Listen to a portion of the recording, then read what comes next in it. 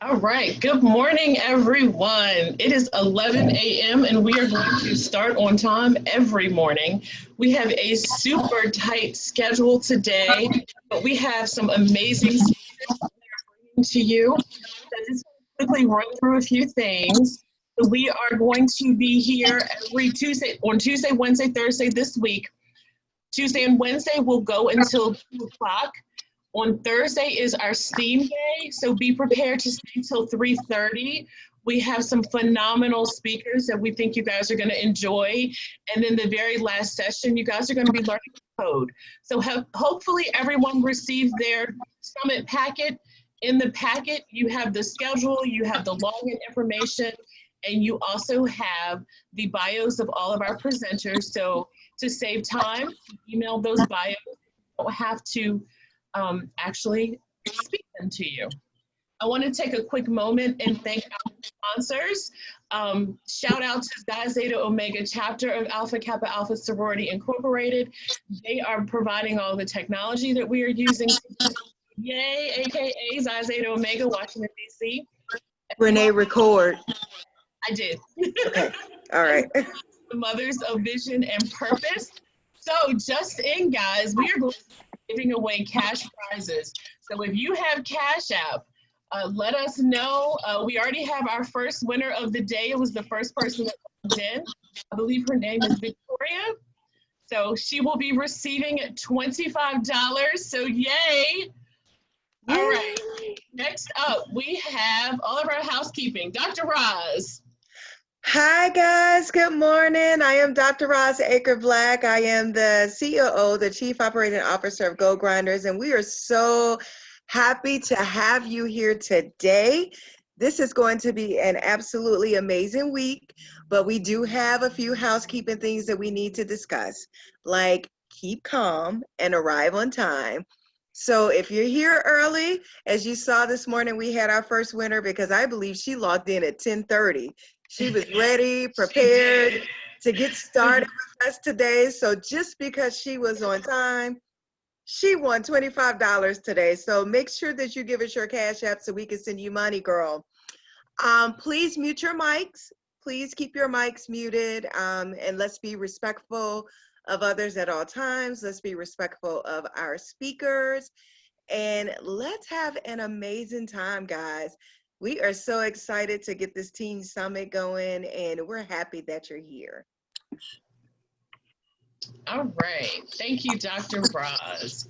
And so today is Entrepreneurship Day. And I did not introduce myself. I'm Renee Butler. I'm the CEO of Goal Grinders. So you can email me. You can reach out to us at any time you want if you have any questions or if you want to join our program because we are going totally virtual.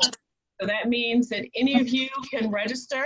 We will be opening registration as soon as the summit closes. So, all right, so today's Entrepreneurship Day. So we are going to kick it off with DJ Curly Sue. Her government name is Ashley Pittman. She is a wonderful DJ. She is absolutely beautiful. I found her on either Facebook or Instagram scrolling through and somebody gave her a shout out. And I was like, oh, isn't she adorable? So I was like, oh my gosh, this girl is amazing. So if any of you joined 2020, she was our DJ for that event. So Curly Sue, I am going to stop sharing my screen and we are going to turn it over to you.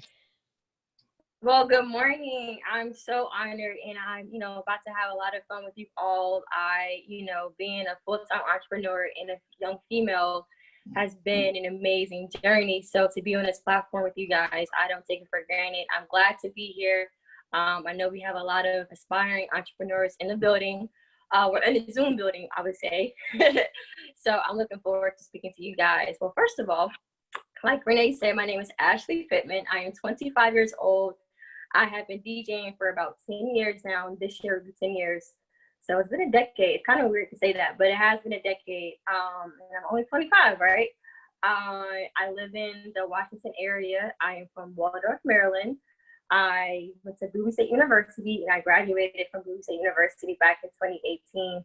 So I did go to college. I had fun there. I made sure I did my schoolwork. I graduated, and I had a backup plan, quote unquote, just in case I decided not to be a DJ. I don't know that that's ever going to not happen, but I have something in place just in case it does. So what really inspired me to become a DJ was I love music. I know that sounds cliche, but I love, love, love, love music and how music heals the soul. And so I was about 6 years old and I started playing the drums. I played drums all the way until high school. I played in a symphonic band, concert band, every band you can imagine, drumline, I played in it. I loved it. And then my 10th grade year in high school, my parents had bought me a turntable, and I was like, okay, this is different. I don't really know what I'm gonna do with this, but this is different. And so I bought that. Well, they bought it for me, and then I was like, yo, you can really make some money off of this. I really, took a heed to it. And then about my sophomore year in college, or my freshman year in college, I had an opportunity to be on Fox 5 DC News, and I was really, really, really, really excited about that. I had never had that type of exposure before. So once I had the Fox 5 debut, I decided, you know what, if we're going to do it, let's do it. Let's do it full time. Let's go, put on the gas to go all out. So after that, I really put my mind towards being a DJ, especially in college and trying to make a full-time business at the same time. So once I decided mentally first that I wanted to be a DJ, that's when everything kind of clicked around me. I didn't go half, I kind of want to do it, I kind of don't want to do it. I had to fully commit to my dream. So once I committed to my dream, put all my effort into my dreams, I really saw a different, scope of things to take off from there, from conferences to concerts, from festivals to working with, celebrities from Cassette Michelle Williams, Corinne Hawthorne. I was really mind blown by it, the way that God really had blessed me. And so I would say a lot of people didn't believe in me because I was so young. And it seemed like a fantasy. It was like, oh, you're a female DJ? They don't really make money anyway. How you gonna make a DJ full time? How you gonna pay your bills? It's not really sustainable. It's not gonna last. And I was like, yeah, okay, cool. I hear you, but I do not hear you at the same time, because just because my dream is not your aspiration doesn't mean I can't do it because you can't see it best for you. And so I kept praying, kept believing in God. I was like, you know what? We got to keep going. I have to keep going because I know what I am placed on this earth to do. So then about 2018, I got my LLC. It's basically you're legitimate in the government's eyes to run a business. You can still run a business without it, but I don't recommend it if you're making past a certain amount. The IRS will come after you quickly. And so I decided to make my business legal, and it's called DJ Curly Sue Entertainment LLC. And I do weddings, I do corporate events, I do pretty much everything. Cookouts, I do concerts, festivals, you name it. I love doing it because music is a healing mechanism.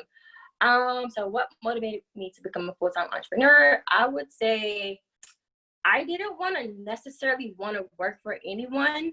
Not that I could not receive authority. I am very receptive to that and willing to grow and to be molded. But I really just saw myself wanting to be a free will and free open-minded, and wanted to use my creative skills that God blessed me with and really use that to my own ability, not just use that for someone else's dream, but to really scope and to mold that into my own, and to really see my dreams flourish, to help other people's dreams flourish as well. So I really, I had always done a lot of things. Like, I'm a DJ, I t-shirt press, I photography, everything. But really, the DJing has showed me that music is a mechanism that really does bring people together, especially in hard times, especially right now, whether you're Black, white, Hispanic, doesn't matter. So I use it as music therapy to heal the souls that whoever is listening to it. I try to be motivating to them so that they can be encouraged. And so, other than that, I just don't want to work for anybody. I wanted to work for my own self and to have fun with it. I wanted to wake up when I wanted to wake up and go to sleep when I wanted to go to sleep, but also hold myself accountable to live my dreams out. Let's see.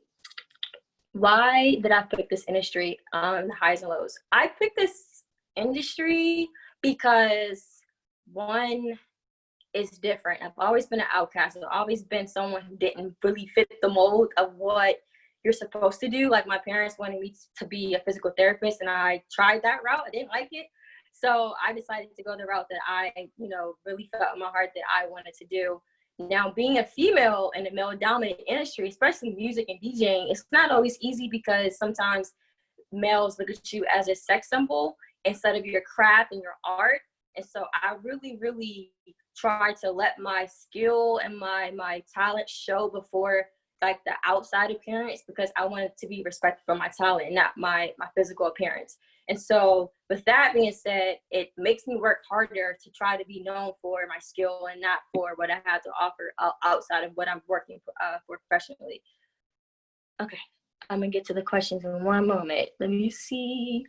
So how do I build a brand in a business? So basically, I would say identify what works for you first. Identify who you are as an individual and what you want to be recognized for. And so a brand is different from advertising. A brand is who you are, and advertising is how you represent who you are. And so a brand, I see myself as a brand that's clean, energetic, fun, positive, and encouraging. Whereas a lot of DJs may use their platform for their physical appearance or just other things that I don't want to do at all, to be clear. So I use my brand as fun, energetic, positive, light-spirited, and just want to give people a fun time. I use that brand and I push it in a way where it's creative, where I might use my curly hair as a fun symbolism for curly Sue, or I may use different colors to brand, energetic and positive vibes to really push that advertising out into the social media or websites.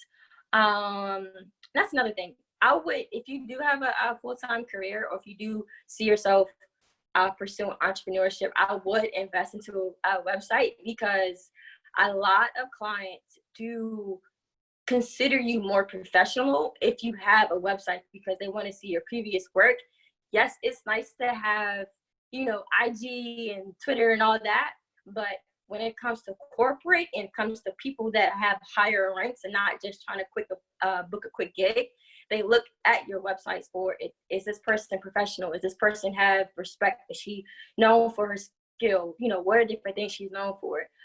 So I really, really recommend having your website to push your brand a lot further than just having social media. Let's see. What I love about entrepreneurship. Let me see.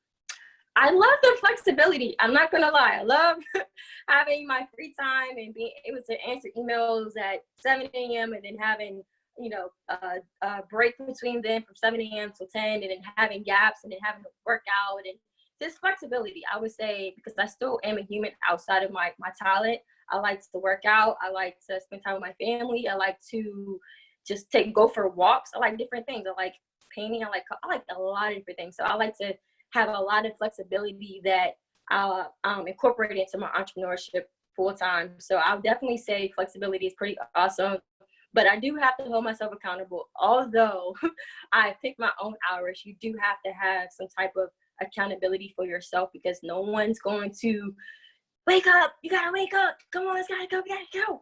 No one's there to wake you up. So if you don't work, you don't eat. You don't eat, you starve. And I'm not trying to starve. So I wake myself up and I encourage myself every day.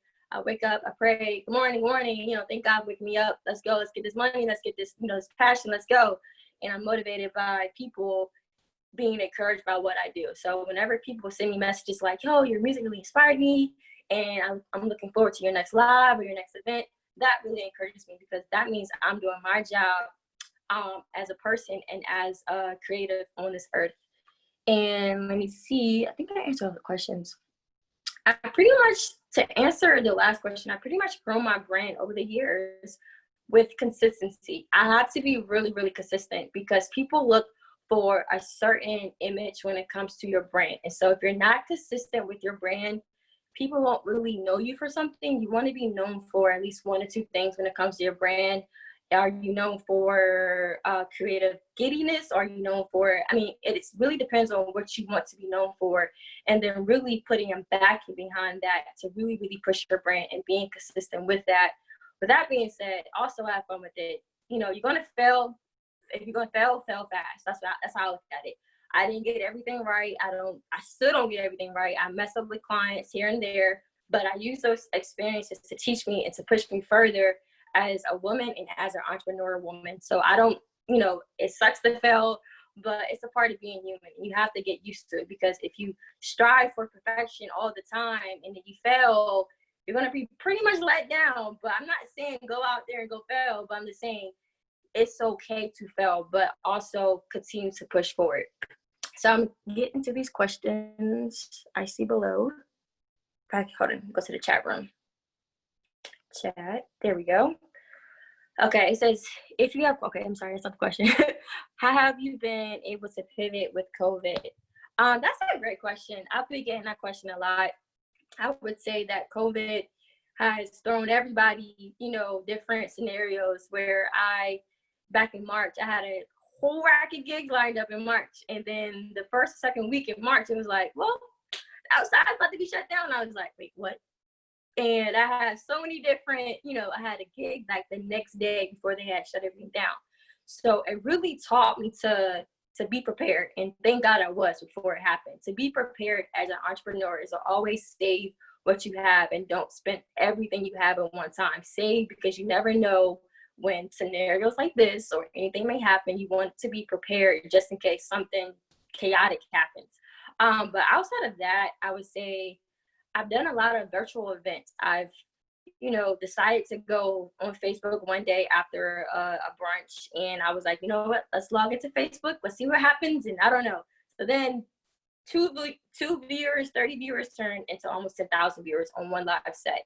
And so going live really enabled me to pivot in a COVID scenario where now you have tens of thousands of people live, which means you have different clients all over the world.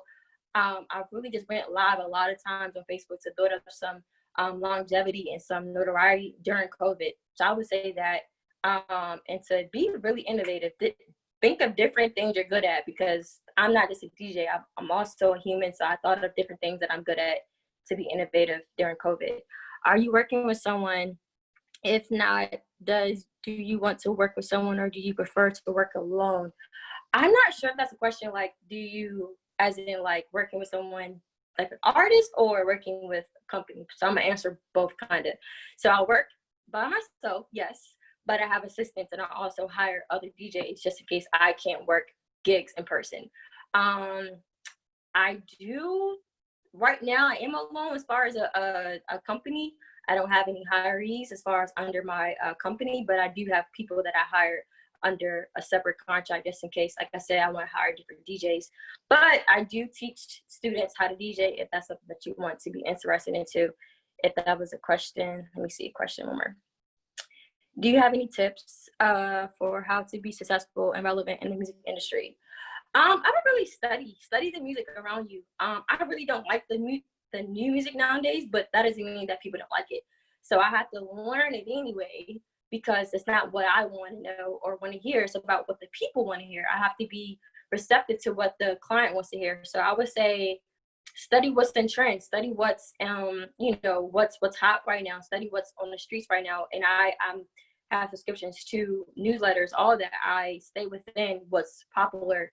Not that you have to mold yourself like that, but just know, what's popular. Stay relevant, as in knowing what's the current trend and staying within that, and you'll be able to have longevity within that career field. Let's see. I have one more question. Do you think that if you are working in a business, you have time to rest other than sleeping?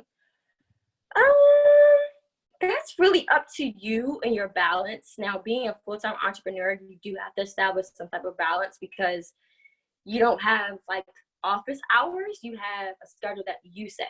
And so initially when I began full-time DJing, I didn't have a schedule. I was working from whatever hours. It was like, I'm not sleeping. I'm working from 1 o'clock in the morning, 2 o'clock, 3 o'clock. And so I would say you have to set the schedule for yourself, because if you don't, you will outburn yourself and you will just be working around the clock for hours and hours and hours. And people will use that and take advantage of that because you're not shutting that down. You have to have rest, not just sleeping, but rest, where you're resting your soul and resting your spirit, because you're always working so much. I would say if you just want to watch TV sometimes, just watch TV sometimes, because you have to be able to rest outside of your work skill. Spend time with your family, read a book, do something other than your craft. Like this weekend, I had 6-7 gigs this weekend. yesterday I just watched TV because I wanted to relax. It was okay just to sit down for a moment and just relax and just let it go. It's okay. You're not missing anything. Let's see what else. So I have a question to piggyback off of what you just said about you had 6-7 gigs. How do you stay organized as an entrepreneur to make sure that all of the work that you have to do gets done in a timely manner? That's a great question. I would honestly say the grace of God. I can have fun. Call me because you gotta think about it. Clients are up different times. Every client's not up at 6 or 7. Like people have their own individual schedules. So I try to be respectful and attentive to each client as much as I can. So I have my set hours right now are from 10 to 5 p.m. and I'm just working throughout that schedule. If we can accommodate that, then I try to, if this client here, they're like, hey, I need a consultation at 7 p.m. because I work between those hours, and maybe I can squeeze it in. But we're office two over here. Like we have to respect these hours just as well. I have to respect yours. And so I have a system where I use Google Docs, I use Google Calendar, I use Google anything. I have reminders on my phone saying like, hey, you have a consultation. Like this morning I had a meeting with you guys, and I was like, okay, a reminder a week before, and then the day before, and then 20 minutes before, just in case for some reason I didn't get a notification. So I have to have a system where I'm notified and have, from the invoices to the contracts. It's a time where I set aside for an hour and a half for invoices and contract for one client, because I want to make sure that each invoice, each contract is legit, has no errors, and then accommodate that client, such as. Great, thank you. Don't give me a lot, but Oh, I understand. I am still pen and paper, to-do list every day. Checking them off. I have a whole tablet where, just in case, because wait, it's kind of where. There we go. Because I'm a visual learner, because I can't hold everything in my brain. Just in case I have to-dos or something like that, I still have write it out. I make sure that, even if it's picking out an outfit, I'll write it down, because I don't want that mental clog in my brain trying to figure out how many outfits I need for the weekend, because I have 10 gigs. So with having multiple gigs in one weekend, I would get prepared before it happens. I don't get prepared like an hour before it's about to happen. I think prepared is the most crucial advice, is being prepared ahead of time and not waiting to the last minute. Do not wait to the last minute to waking up, organizing your whatever you may do. Like me, I have to organize playlists for clients, especially wedding clients. So I do all of that in advance, so that the day up, I just wake up, get dressed and get in the car. I pack the night before. So it's really about preparation, like having a system where you have the calendars, the reminders, then having the to-do list. It's simple as that, writing it down and being free will after that, so that you're not holding all of that mental space in your mind.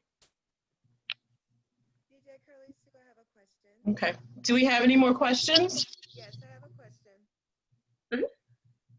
How were you? Roz, turn your mic up. We can't hear you. Oh, you can't? Oh, okay. Turn your volume up. How were you able to work with celebrities? Great question. I go to a pretty big church. So our church is called Spirit Faith Christian Center, and so we have a congregation of about, I don't know the exact number, I'm not gonna lie, we have a lot of thousands. And so working within my church, I started DJing in my church first, and so having connections there, they have connections everywhere because there's so many people in my church. And so really it's like working really hard while no one was noticing. Well, at least I thought no one was noticing. But then people like, hey, you need to put Curly Sue. She's like this, whatever. She can do, she take care of you. And so really, it's really just references and saying like, hey, this person wants to work with you. And I was like, did you just say Chrisette? You just threw it out like it was a normal person. Like, wait, can you say that one more time, please? She's like, yeah, it's Chrisette. Let us see it. I was like, wait, ma'am, I don't think you realize what you just said. So it's really just being incorporated into people and having connections where referrals, a lot of my gigs come based off referrals. A lot of them come like, yo, I had a friend, you DJ her wedding, it was a good job, she wants to book you for another client or another gig, can we book you? So I take pride in that, and I'm like, a lot of people don't get referrals, and that's a hard thing to get, especially when people think that the only way to get gigs is through social media. My biggest way of getting gigs is word of mouth, and people do not realize the power of word of mouth. That can be a positive aspect or a negative aspect. Someone can talk bad about you or good about you. You want to make sure that you're always pushing you in a positive direction. So really, it was more about people seeing you, you know, your presentation, your professionalism, like, yo, she has all set. A lot of the people that leave reviews say that I'm professional. And I use that as leverage to make sure that I'm always on, you know, my feet. So I would just definitely say referrals and just people just recommend me to different clients. We have another question I'll read to you in here. Have you ever experienced any racial discrimination while working as a DJ? Yes. It's funny you guys have said that, because this past weekend I had a little incident, and I was at a community center out in Virginia. And so I was working, I pulled in all my stuff, and then I was in an apartment complex, and I was working with the leasing center, and they wanted me to set up a specific area, and I did, but then a client or tenant above me didn't appreciate me blasting my music, which I understand. And so long story short, I got cussed out, and I was like, okay, all right. And it was somebody not of this race. So I was like, okay, all right, how do I handle this? Like, it's like you have to take so much beating, especially as a Black female entrepreneur. It's so much that people do not recognize, especially me looking so young. I have to always present myself another level of dignity, respect, and honor for myself first, and then present that to people. So the way I handled that, I took a deep breath, and I just like, you know what?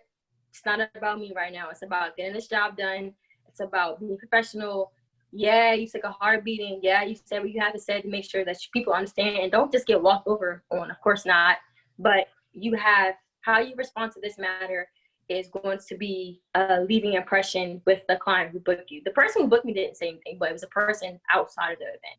So I had to carry myself in a way like, okay, I'm here for an event. You have to get yourself together, snap back together, have your moment, sink in it, but then come on, get back out of it. Like you are a professional. You have to make sure that you are still working. Awesome. We have one other question. So as an entrepreneur, what do you feel are some of your greatest challenges? So we talked about all the good stuff, but let's hear about some of the bad stuff too. Or some of the learning opportunities. We all have flaws. So I would say procrastination. That came off the top of my mind right away. Procrastination is not fun. Like, my goal this year was to not be as what's the word that we use? Do not procrastinate as much. And so, especially with COVID, it became so much easier to procrastinate because all you do is lounge around the house, nowhere to go, especially during the Oh, yeah.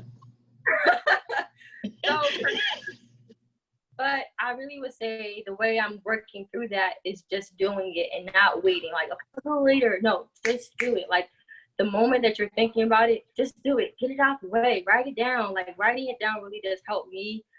For my personal development, I would say procrastination, and then listening to motivational content like Eric Thomas to really push myself when I don't have the energy to push myself.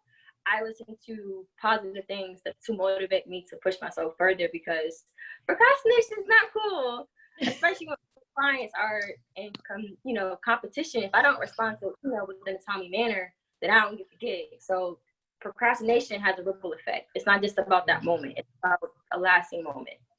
Absolutely. That was definitely a great answer, because especially the ripple effect of not being on time and responding, because people have options. And we don't want that. You want to get as much as you can. Because listen, people are just like, they're like, okay, she didn't respond within 5 minutes. Okay, cool. But I mean, to a degree, you have to monitor that, because you have to have your own life outside of your work. So you have to have, like I said, those hours where you work and hours where you rest. Absolutely. So it is 11:29. We have our next speaker coming up at 11:30. I just want to say thank you so very much. You already know how much I love you, and I tell everyone about you. Thank you so much for pouring into our girls today. I think that you have shared some amazing nuggets of knowledge that will carry them for life. So thank you again. We are so grateful. Guys, be safe now. Thank you so much. Okay, bye. Bye. All right. So next up, we have Miss Antoinette Lawrence. I believe she is on the call. Ann, are you there? You're there? Awesome. Yay. So welcome. Thank you, thank you, thank you. I wanted to bring in my intro music, but it's okay. We can just roll with it. It's all good. Awesome.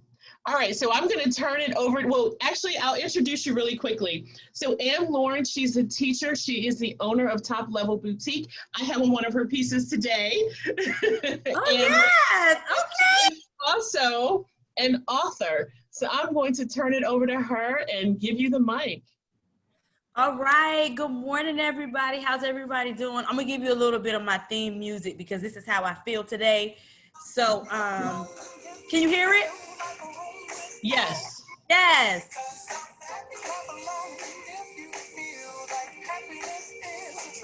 All right. I just wanted to give y'all a little bit of how I was feeling today. I'm feeling happy.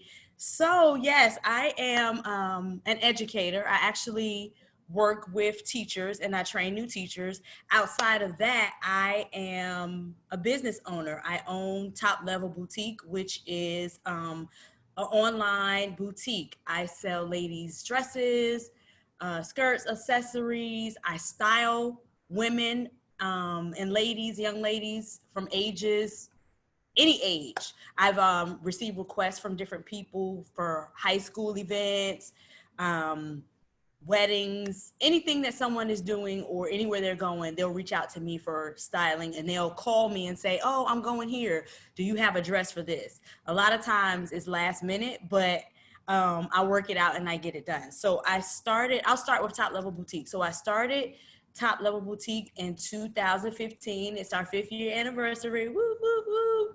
Yay. And yeah, and I just had a vision because growing up, I always loved to dress up and style and, just walk around and dress up in my mom's clothes and style my friends. Ooh, let's have a fashion show. So I started that just growing up. And then in 2015, I said to myself, you know what? I think I want to go into an online boutique business. And women love to look nice. They love to go out. They love to look stylish wherever they're going. And so I was like, oh, okay, this is cool. I can actually work with a couple of my vendors out in LA and start wholesaling some designs. So that's when I started Top Level Boutique. And like I said, in 2015. So now I'm in year 5. And so things are moving rapidly and continuing to grow. And eventually, hopefully in the next year or so, I will have a location where you can pop up and come in and shop. But I also do pop-up shops. I do pop-up brunches. I do a lot of events in the area due to COVID. A lot of that has been paused because of the whole COVID. But I've still been able to do a couple of virtual events with Top Level Boutique and with some businesses around in the area. So that is Top Level Boutique. So now I'll turn into my author hat. So I started writing, I would say in 2011. And growing up, I had a wild imagination. I remember when I lived in Alaska, the teacher told my mom, she's a very smart girl and her imagination is really just wild. For show and tell, I would just go over and beyond with my items that I had for show and tell. And so in 2011, I started writing. I put my ideas down. I just remember things that my mom and my grandmother used to share with me over the years about how I was growing up as a little girl. They would say that, I was really bougie. I would take my diaper off, go get another one and lay down and wait for somebody to come and change me. My mom told me a story about when I went to the dentist for the first time and she had to take me back home, give me more pain medicine because they could not hold me in the chair. I remember putting gum in my brother's hair. So all those different things. And that's how I came up with my first book. I don't know if you guys can see it. It's called I Remember. So that's how I came up with the concept of my first book, I Remember. And when I say the situation about the dentist, I don't know if you can see it. You see how the little girl is going into, her mom is taking her out of the dentist and the little girl is giving the dentist a side eye. So that's actually a page in my book. So, and me, when I put gum in my brother's hair, he doesn't remember that, but it actually happened. So I wrote that book, I Remember. Then I used to do a lot of events. And so people would always say, oh, do you have anything for little boys? So I thought about my brother and the relationship that he has with my nephew. And then I came up with my dad, my granddad, and me. So 2 years later, I came up with my dad, my granddad, and me. And it's just a story about a little boy. He's sharing memories that his dad and granddad shared with him over the years.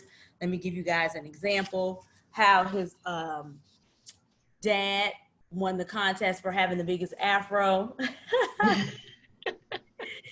So then fast forward, I paused, and one day I thought about my little cousin who used to click clack around in the adult shoes.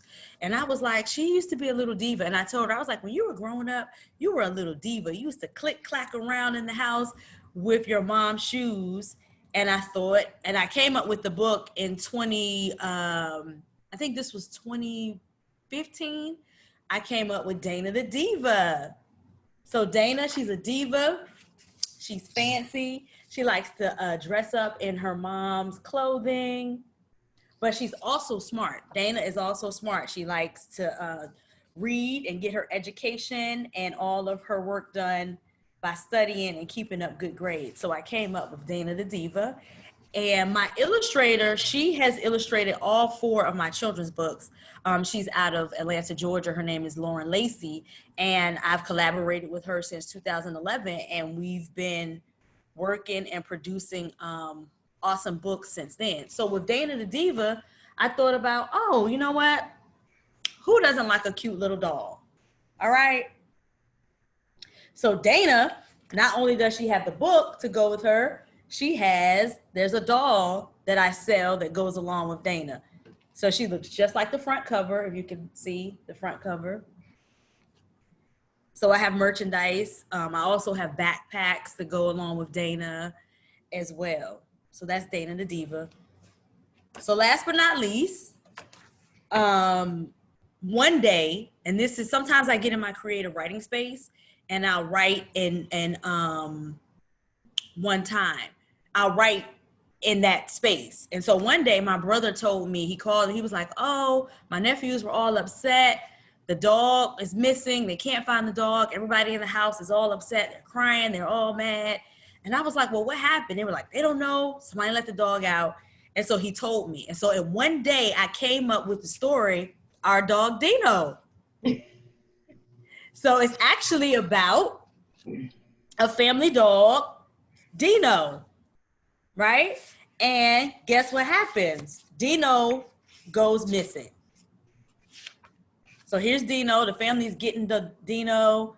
And one day Dino goes missing. So this is actually based off of my brother and their missing dog. And at the end, I'm not going to tell you just in case you guys want to get the book one day. But yeah, so that's all about my writing journey. Like I said, I started in 2011. I do a lot of school events. I do community events. I speak at different events to encourage students to read and the importance of reading as well. So, yeah, that's about me and the many of things that I do. We have some questions in the chat, so I'll read those for you to make it a little bit easier. Okay, awesome. All right, here's one. It says, you mentioned that you used to live in Alaska. Was your father or mother in the military? And how did that experience impact your life today as an entrepreneur? Okay, cool. So yes, I did live in Alaska. My mom was married to my brother's father, and we moved there, and I was there for up until I would say about third grade. Then I moved back home to Norfolk, Virginia. That's where I'm from. And the experience was amazing. It was kind of weird because we would go to school and it would be pitch black dark outside. And then sometimes at night, it's 10 o'clock at night and it's like super light. And you're like, no, I don't want to go to bed. It's still light outside. We're supposed to be outside having a good time. So, and that's where my creative side came from, because when I was in kindergarten and first grade, actually, the teacher said I had a wild imagination. And so that's where a lot of my creative juices started flowing. And then, one day I started actually writing in college, but then things happened and I put it aside. And then I was like, you know what? I need to go ahead and put my work out there. And someone actually encouraged me. I went to an event and she was an author. And I was like, oh, I wrote a book too. I'm just not finished. And she was like, why? She was like, finish it. She was like, what are you waiting for? Like, why haven't you put it out there? It's your story. No one can tell you about your story. Just put it out there. There are a lot of free publishing companies and things out there for you to get your work out there. So one of our girls has a question. Fanya, do you want to unmute your mic and ask your questions? Yes.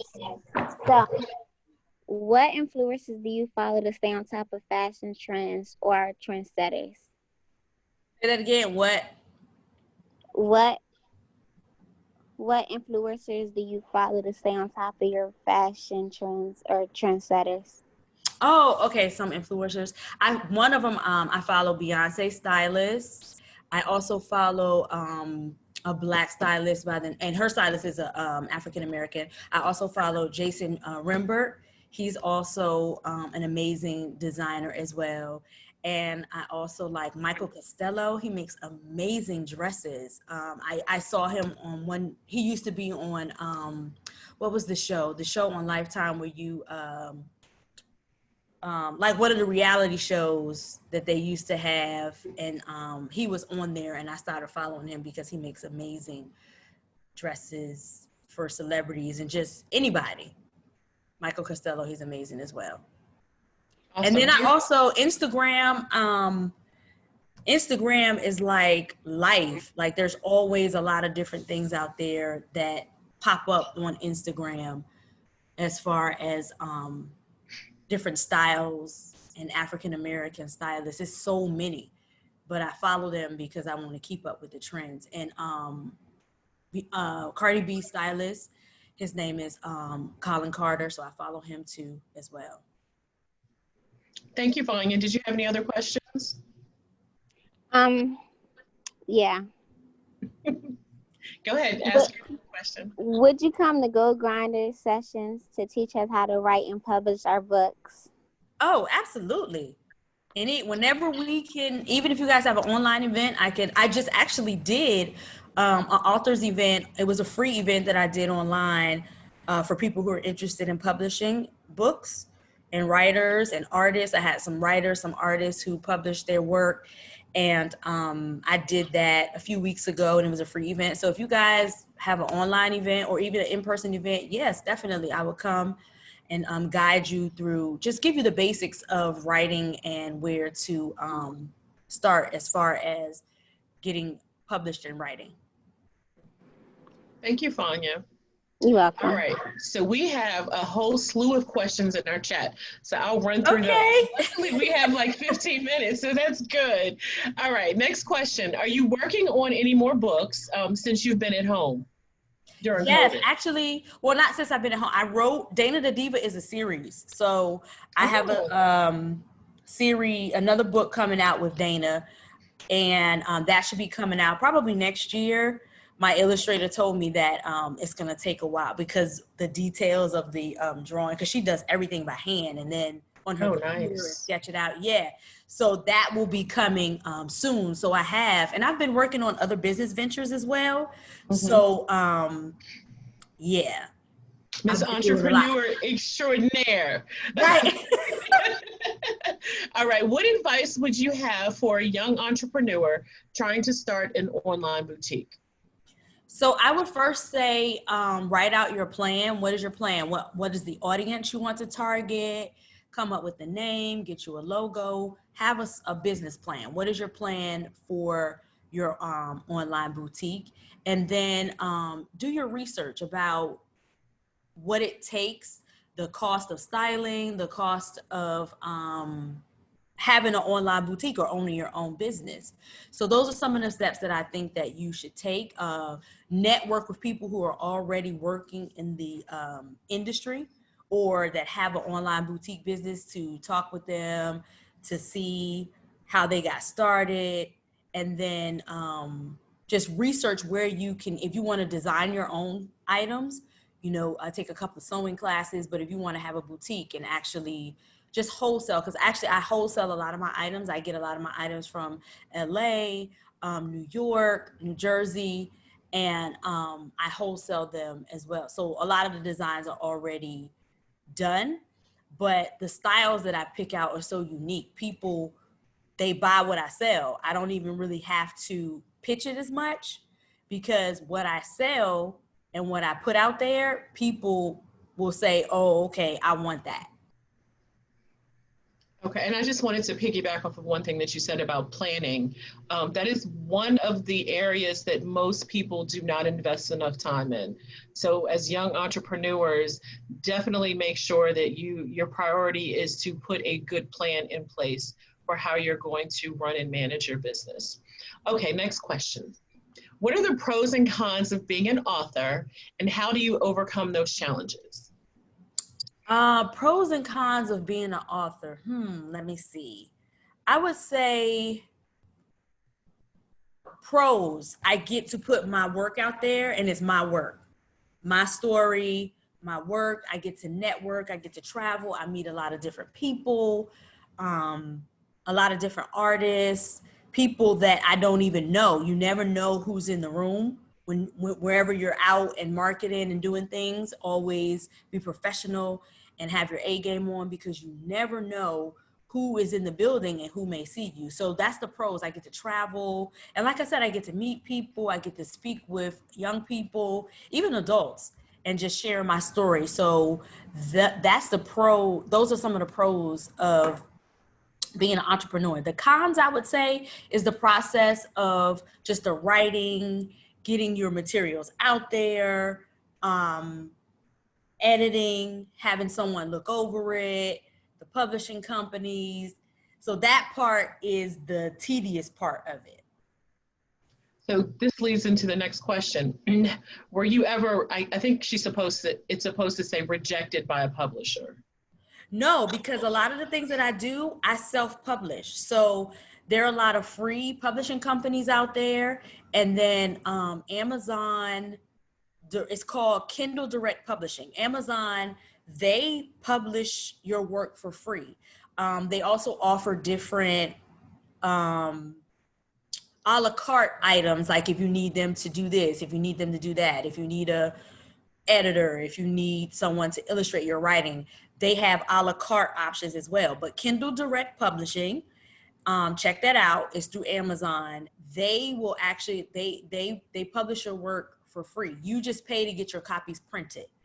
So I've never had anyone reject any of my work. I always get 3 people to edit my work before I submit it, because editing is very important with writing. Even in school, always edit your work. Go back and make sure that you're editing, checking for grammar, punctuation, and all of those different types of things. So no, I've never had anyone reject my work.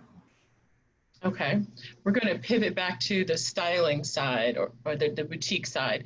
Can you talk more about being a stylist?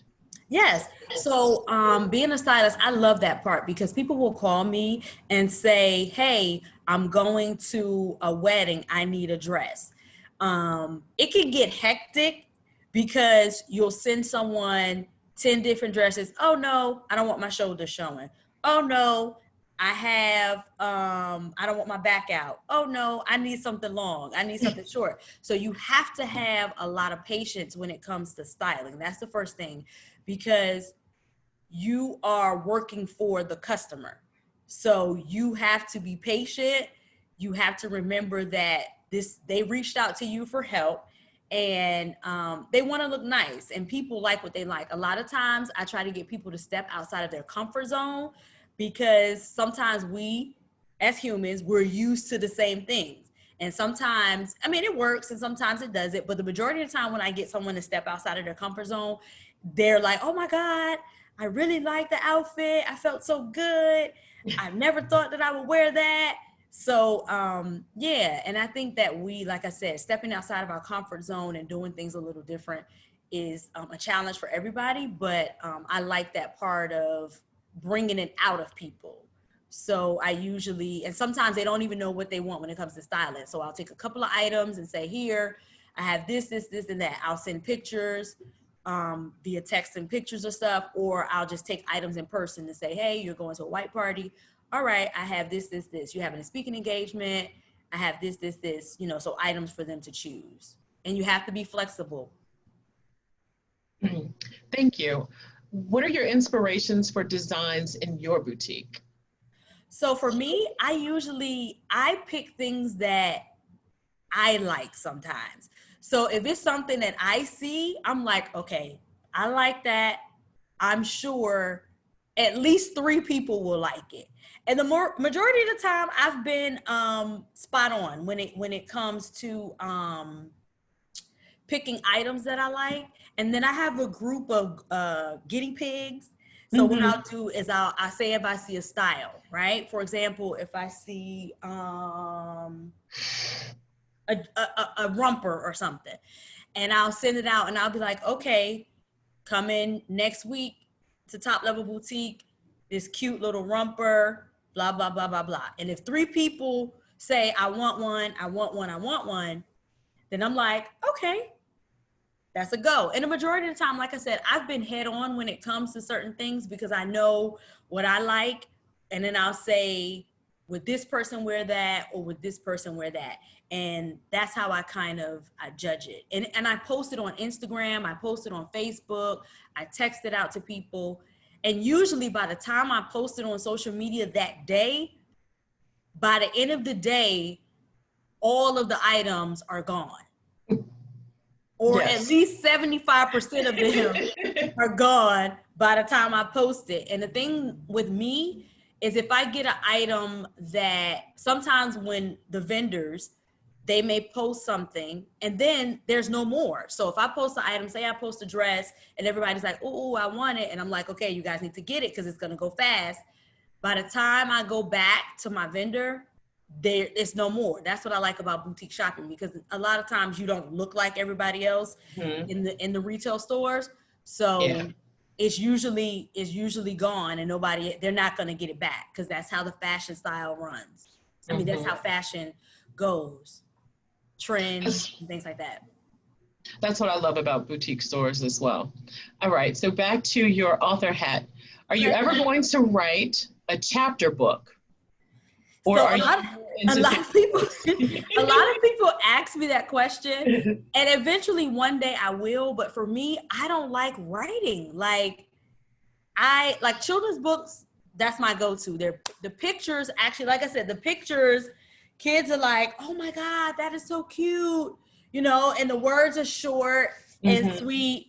And chapter books, you have to really sit down and take your time and write and edit.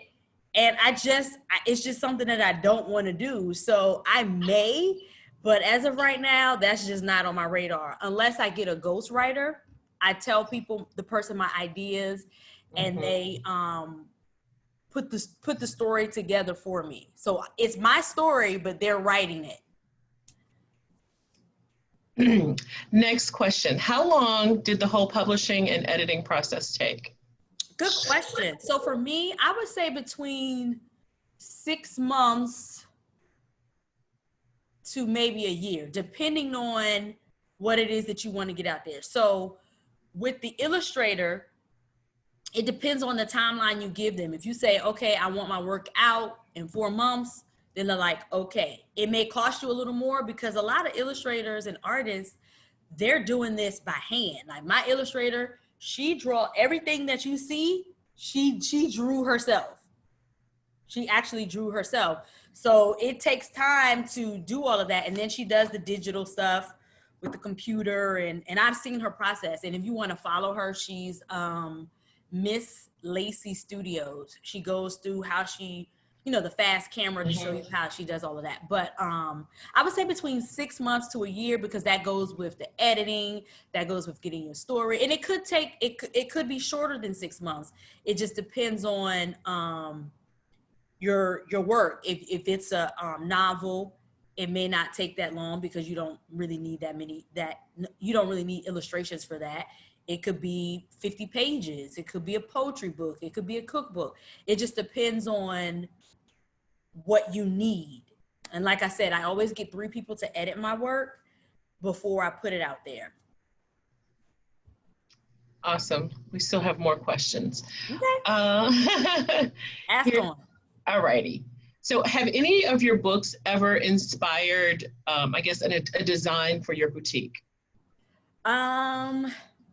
Well, I would say like Dana the Diva, she, you know, because she's fancy, she likes to dress up and she's smart. So I wouldn't really say it inspired the design, but it just inspired me to pick out more clothing items and to help someone look fancy.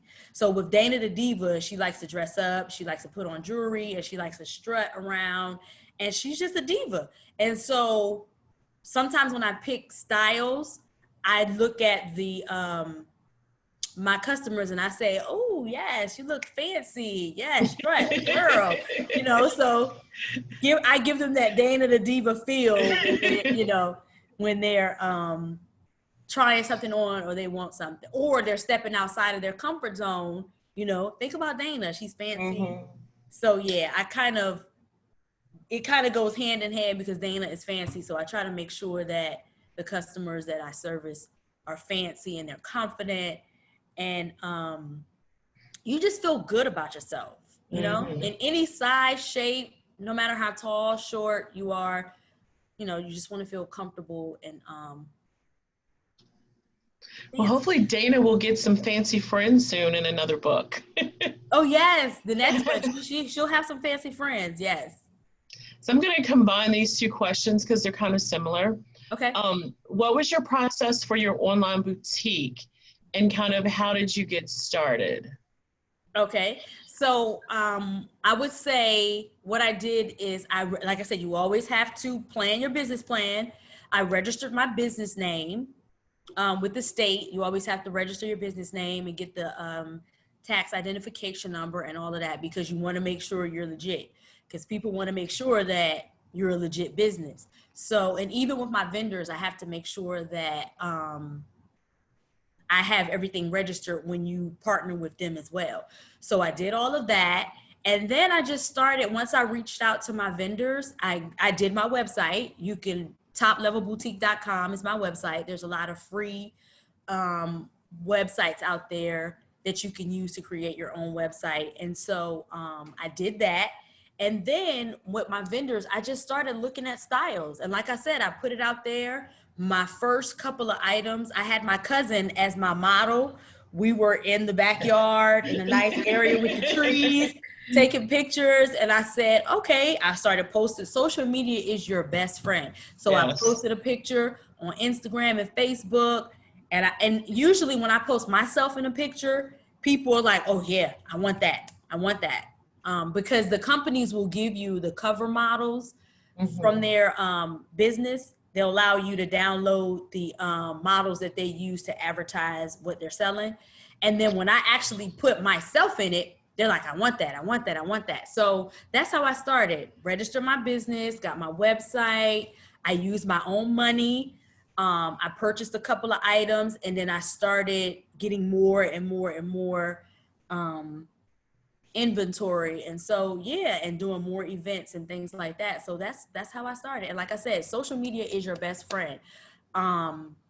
And later on, I'll do a series on styling and fashion, on how certain stores will allow you to borrow their clothes per se, and use your friends to take pictures, do a photo shoot, put things together, stuff that's in your closet that that people normally wouldn't wear, and just post it, like styling, I styled this, and things like that.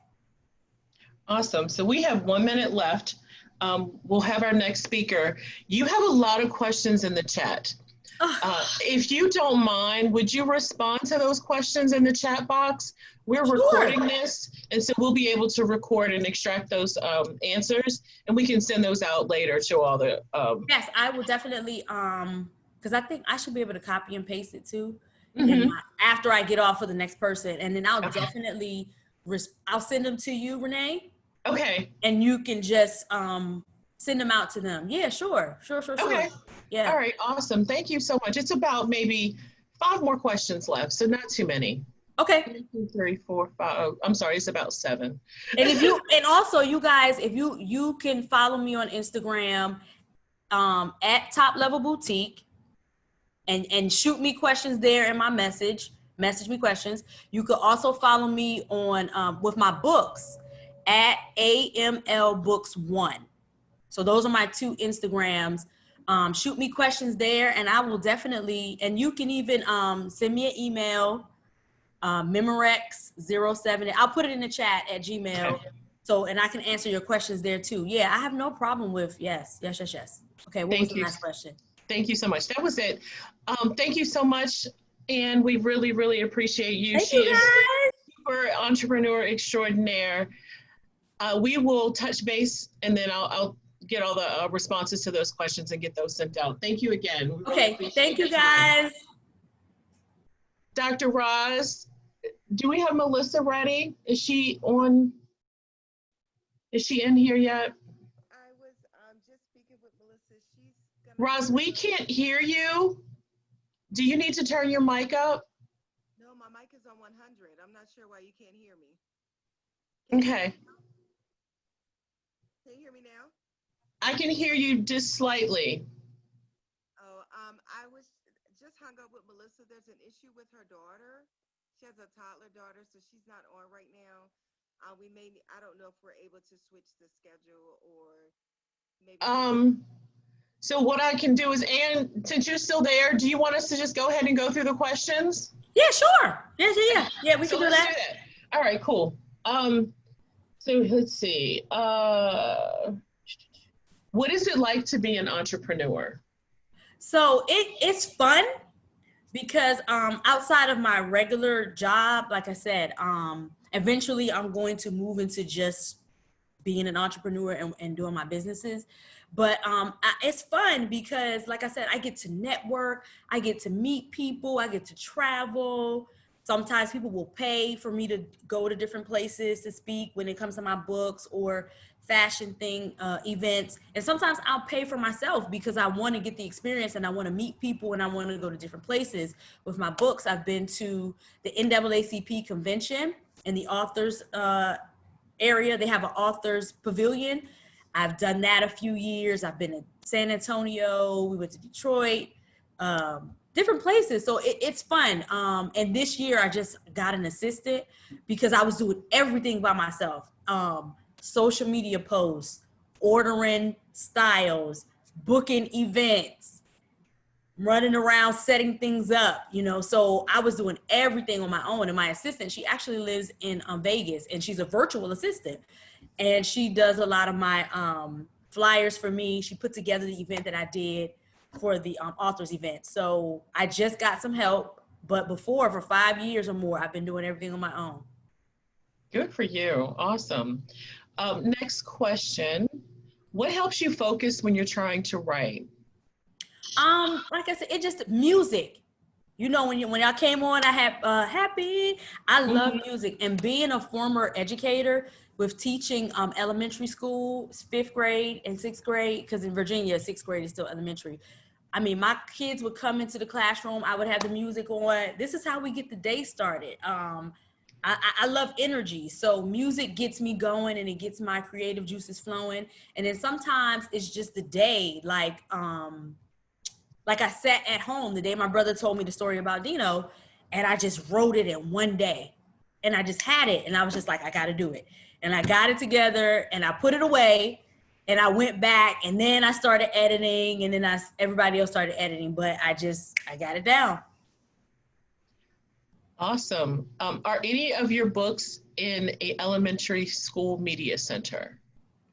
No. Oh, well, yeah, some of my friends in different areas, they'll purchase books for the school library, or they'll purchase it for their classroom. So sometimes when I do school events, they'll just buy books for me and put it in their classroom library, and then the librarian will have it set up in the school library for the kids to read it. And one year in New York, I did an entrepreneur event, and the principal, she purchased books for the whole third grade. So it was like 4 different third grade classes, and each student in the third grade got a book.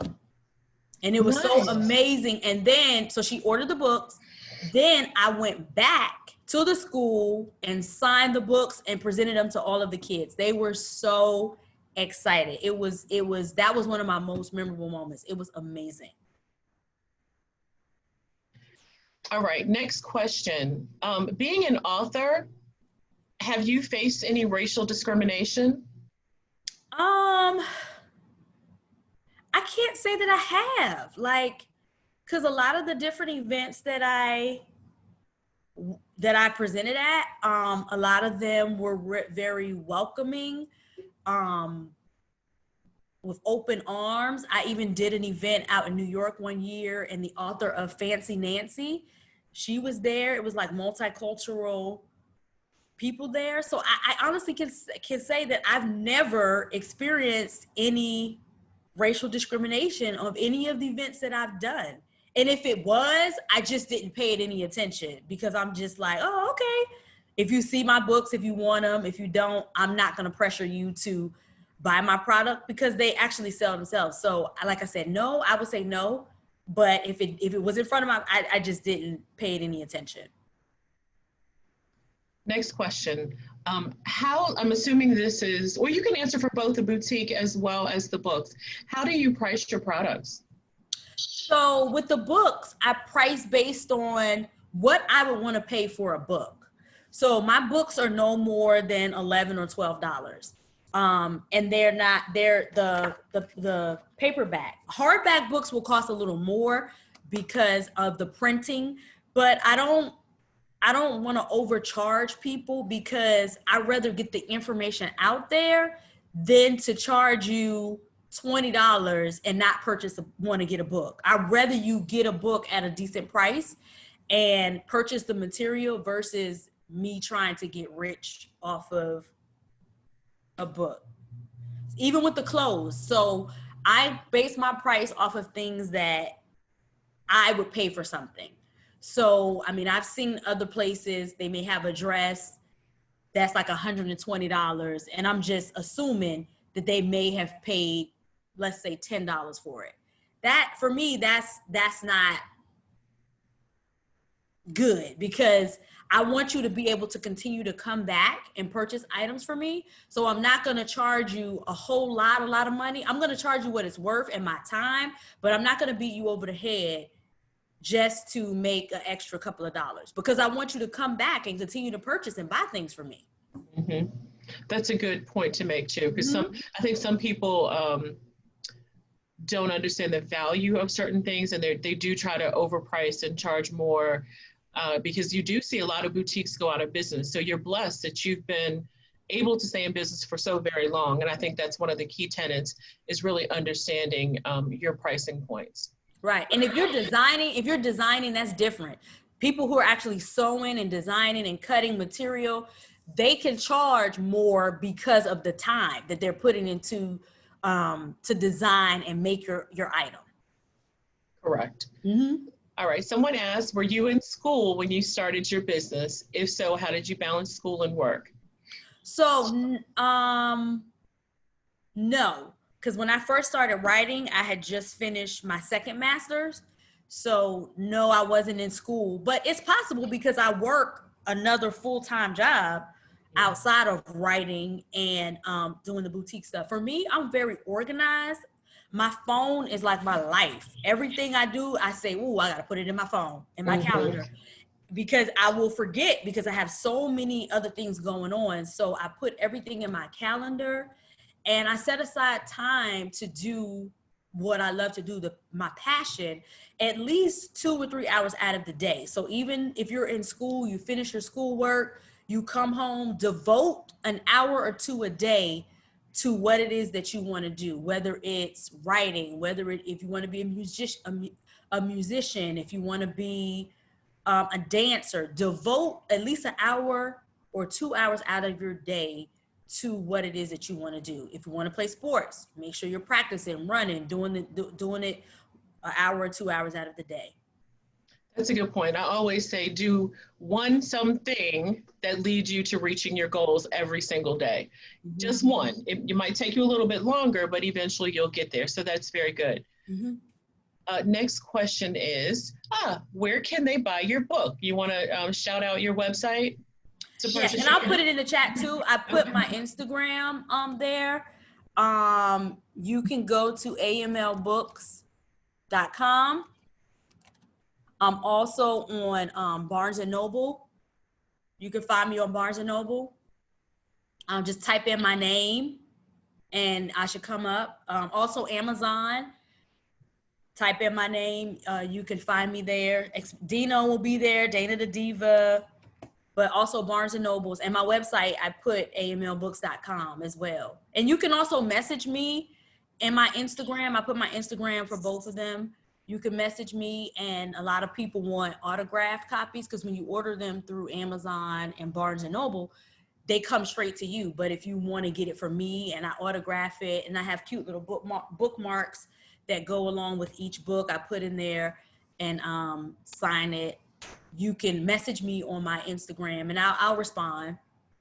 Or you can also send me an email too. I'll put my email address in there and you can send me an email and I'll respond to you if you want a book. Okay. Next question. Is there a vendors list that you use and what's the process and how do you find the vendors for your boutique? So there's a lot of different, it's not a specific vendor list, but there are a lot of different vendors that are out there. You can Google, sometimes you can Google wholesale fashion and different things come up. But a lot of them you get in by word of mouth and networking. And like I said, you have to have your business registered with your state in order to be able to get in and purchase items. Okay. Next question is, do you take your books to school book fairs? No, because a lot of those book fairs are like through Scholastic and big book companies. So yeah, they are contracted with the schools to do just their books through their company.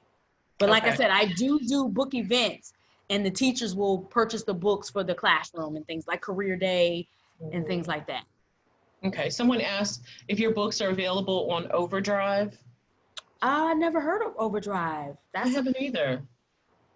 See, you made me, I'm gotta do some homework because I've never heard of Overdrive. So let me write it down.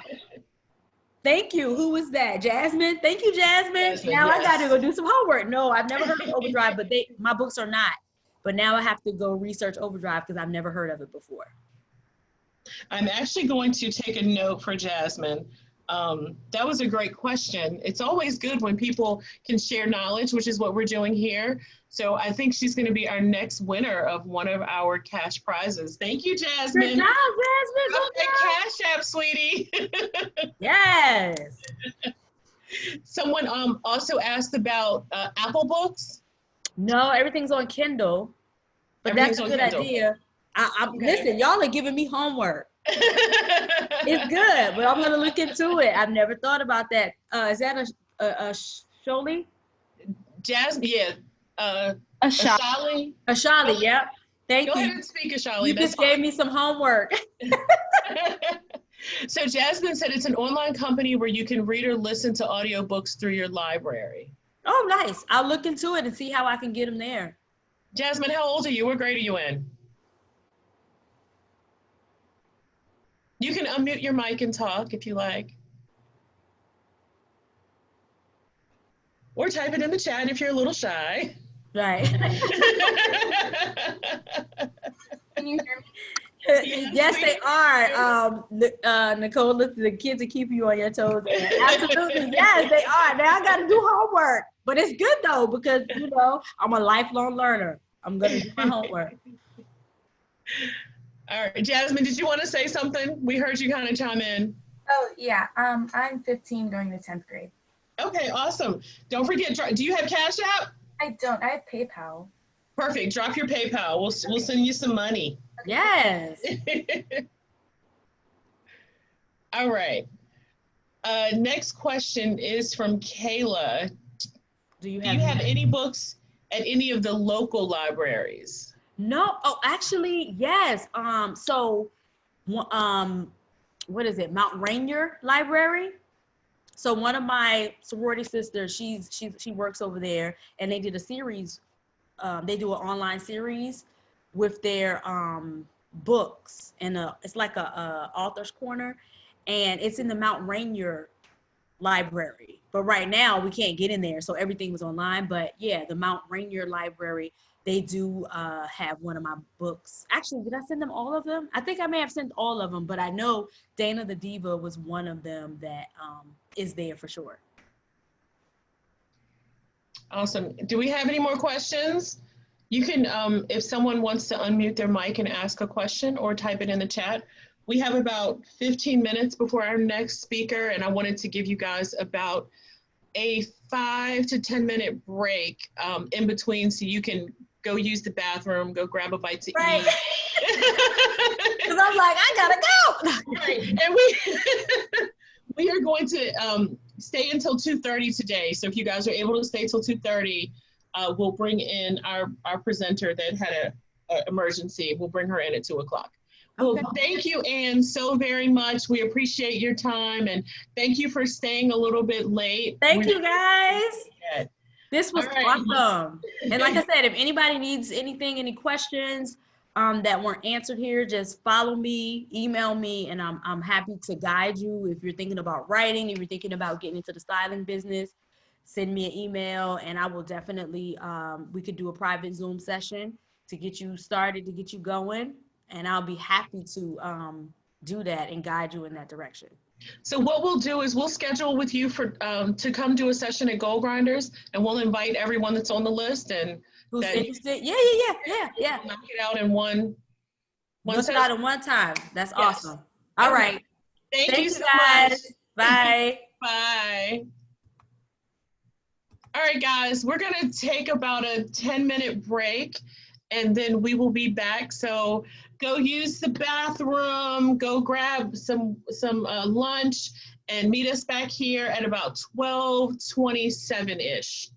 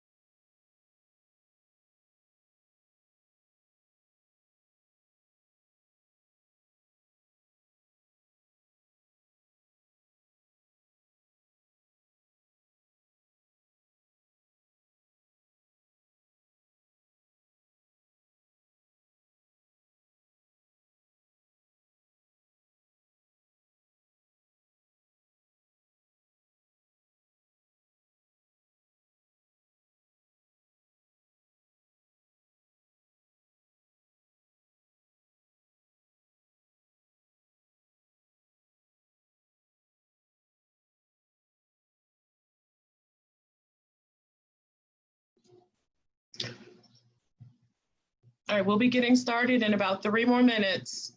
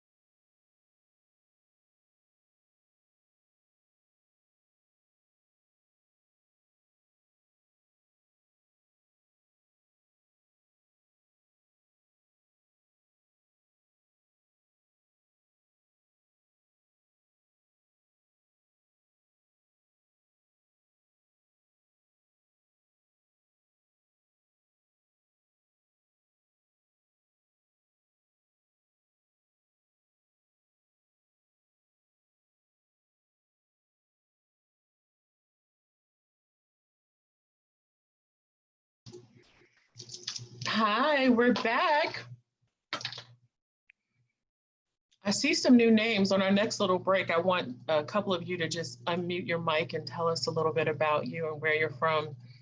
But so we're going to kick off now. We've got up next, we should have Joseph Karoma, also known as Coach K. Give him a round of applause. Yay! Let's see where he is. What's up, family? How you doing? Hey. Can everyone see me? Yes, we can see you. I'm gonna pin you too. I'm gonna pin you as soon as I find you in the little good. chat, but you can start. Having my smoothie this afternoon. How's everybody doing out there? What's going on with everybody? We're good. Okay, I'm Coach K. I run MaxFit LLC. This is my company. I'm at MaxFit LLC. Hi Jada. A little bit about myself. I went to college. Well, I played high school football. Then I went to college on a four-ride football scholarship, and in Oklahoma. And my goal was to play professional football. That was my goal. I achieved that goal, but in my first year I was injured. I actually hurt my knee, or I tore my ACL, a minor tear in my ACL, and that kind of derailed my pursuit to be a professional athlete. I came back home to Washington, D.C. I rehabbed, and I actually got a call from a arena coach, which is professional football, just below the NFL. And I did that for about 3 years. And then when I came home, I was trying to figure out what I wanted to do. Because I was like, I'm not going to be a professional athlete anymore. So I have to figure out my next kind of step. And what I did was, to stay in shape and keep myself active, started going to the gym a lot and going to rehab. And one of the managers saw me and said, the first question she asked me was like, "What do you do?" And I said, "Why?" And she says, "Because the way you look. I mean, you're in shape. You look the part." And I said, "Well, I play professional football and I got injured and I'm rehabbing and I'm trying to get myself, keep myself in shape." She said, "Do you want a job?" And I said, "Doing what?" I mean, this is the gym. What happens at the gym? And she's like, "To train people to look like you." And I was like, interesting. I said, "So how does that go? How does that work?" So she sat me down. She said, "Hey, I'll pay for your course to go to this course." And I had to study for about a month, about 2 months actually. And I took the test, and before you know it, I became a personal trainer. But let me rewind a little bit. My background, what I got my degree in college was business and communication. I was a double major. In communication, I was a PR. My specialty was PR, and then business. I started as an accountant. Didn't like it after an internship, so I switched over to advertising and marketing because that was more my speed and what I enjoyed more doing.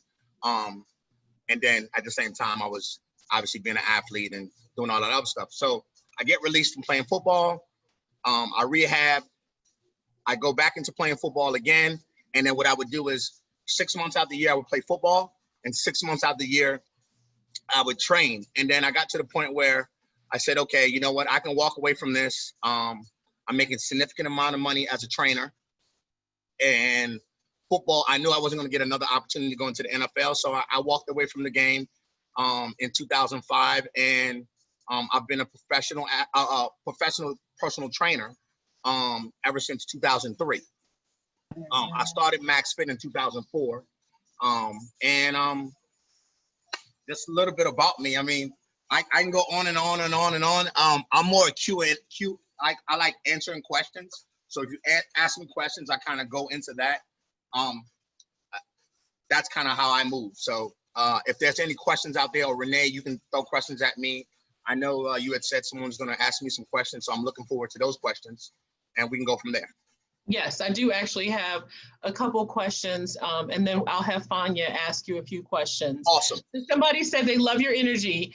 Awesome. Somebody named Sydney says hi from Swimming and Sports and Learning. Yes.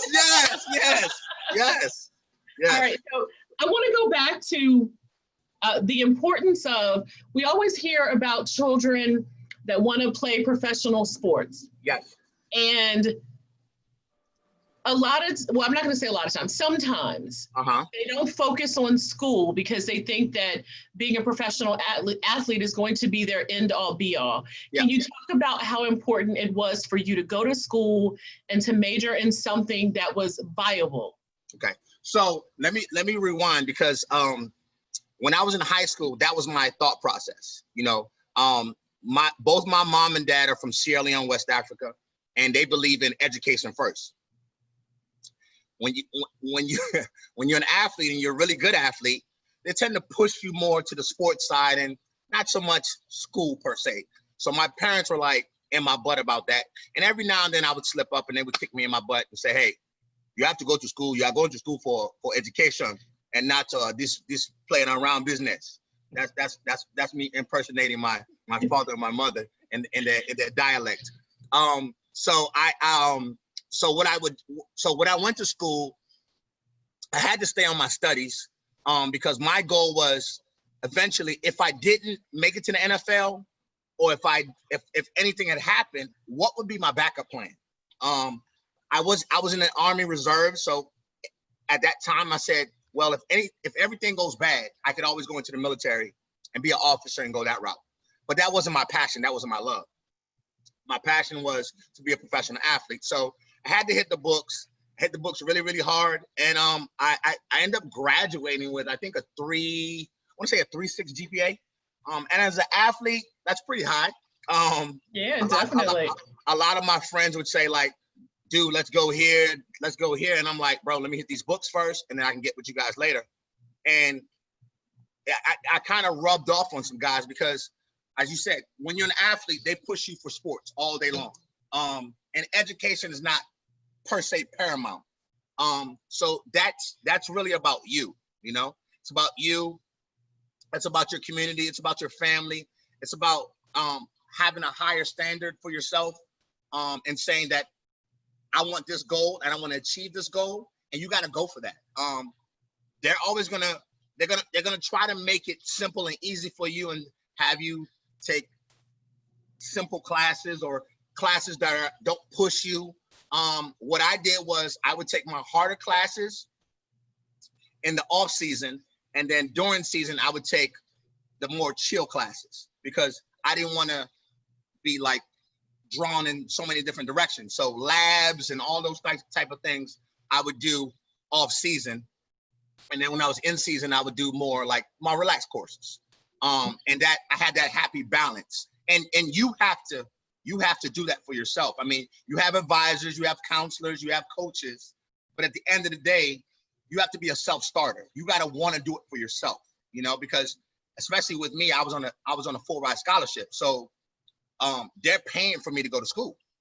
So whatever courses I took, they were going to pay for them anyway.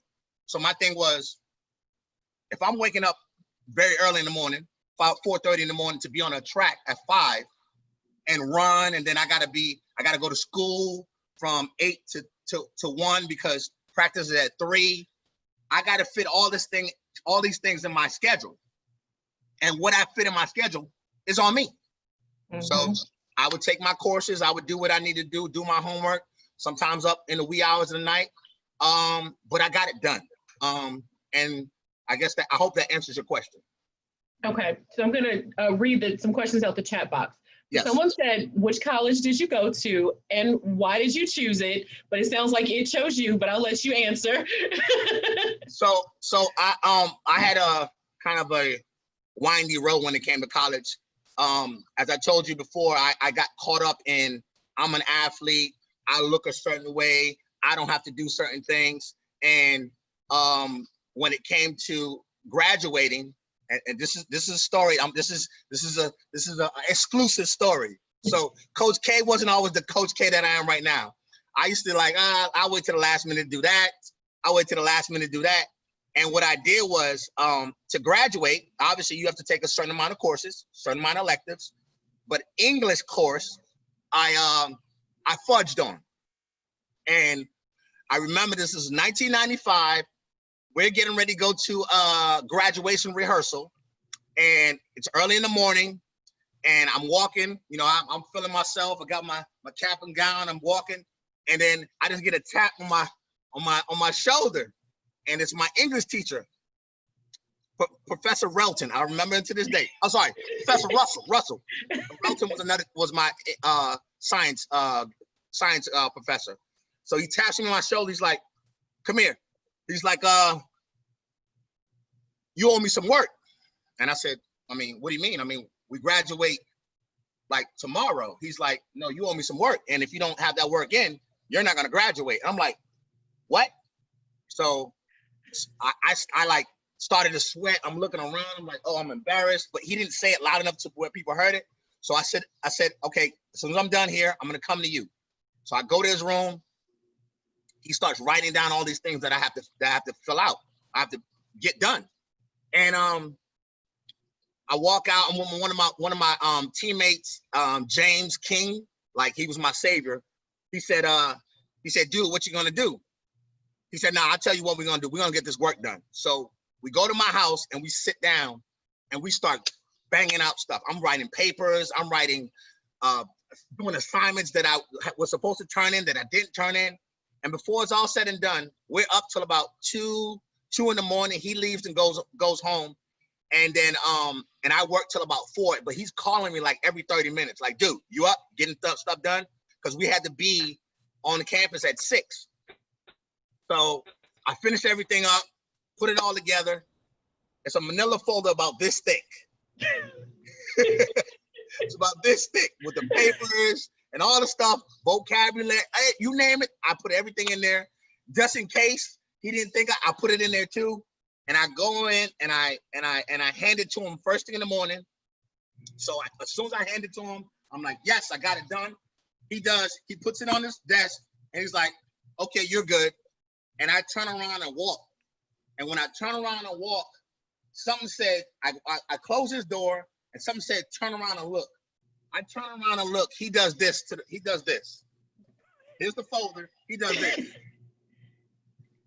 Trash can. Yep. And that was it. And I was like, oh, snap.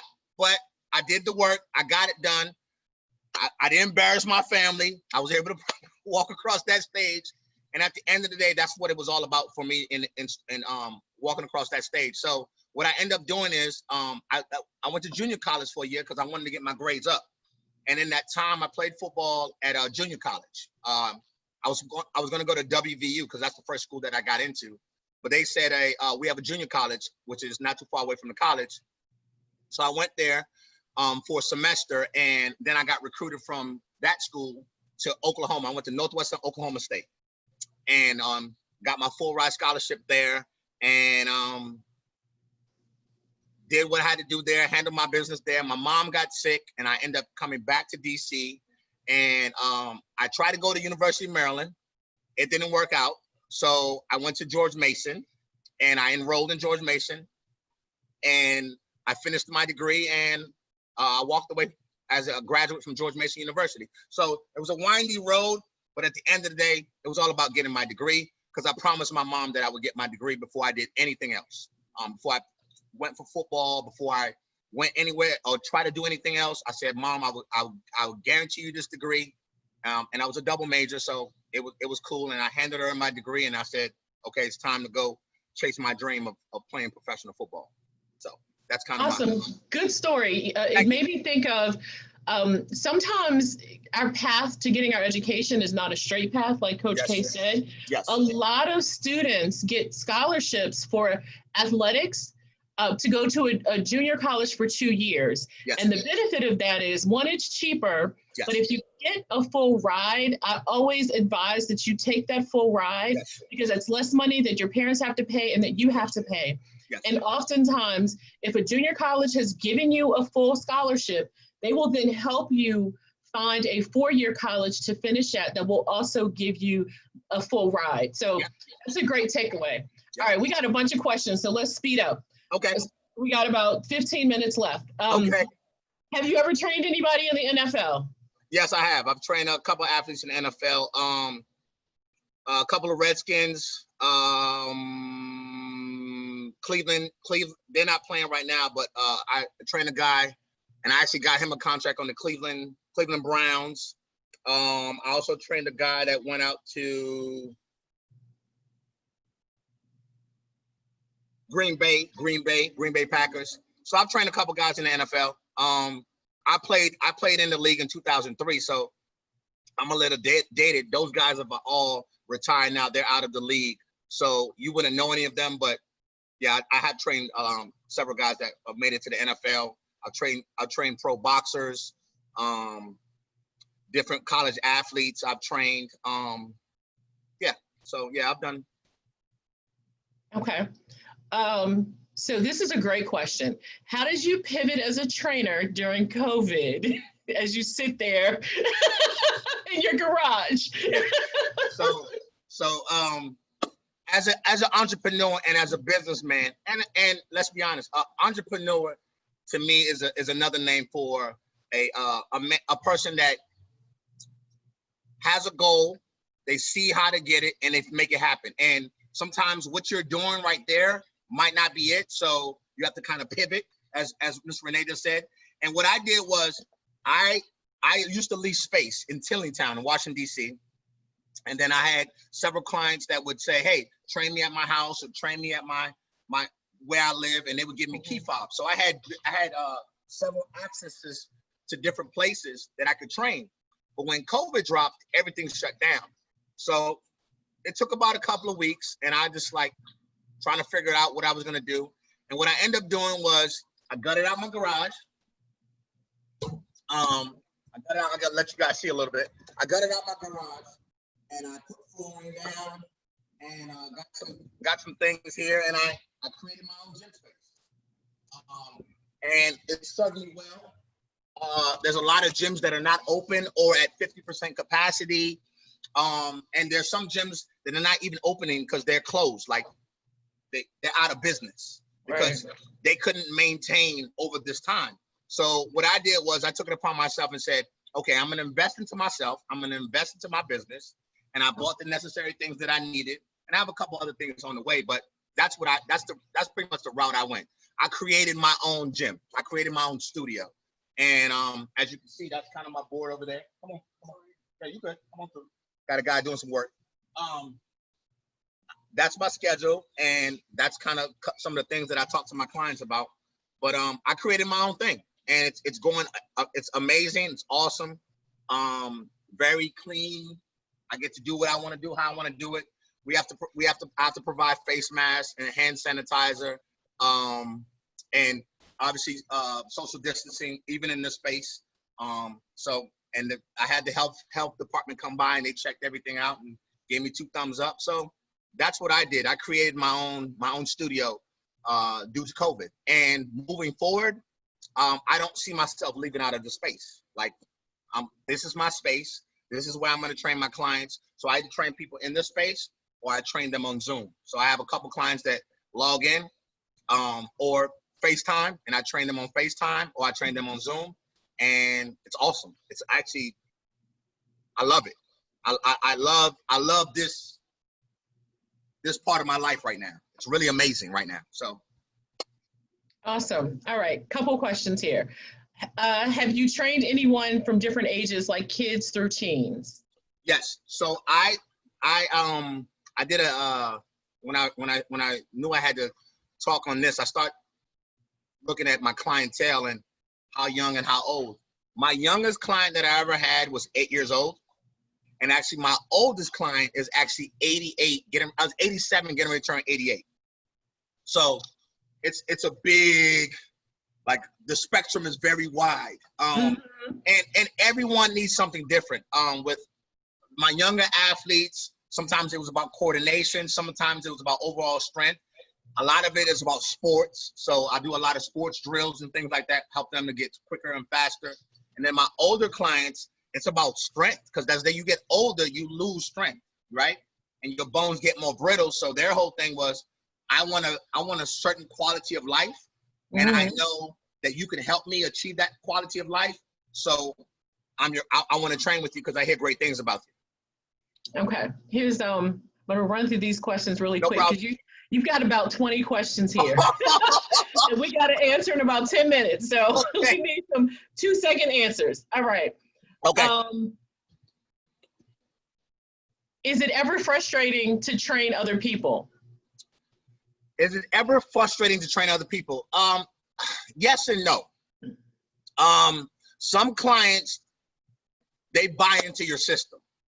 They've seen someone that you train, or they see how you look, and you put it out to them, and they say, yeah, I'm all in.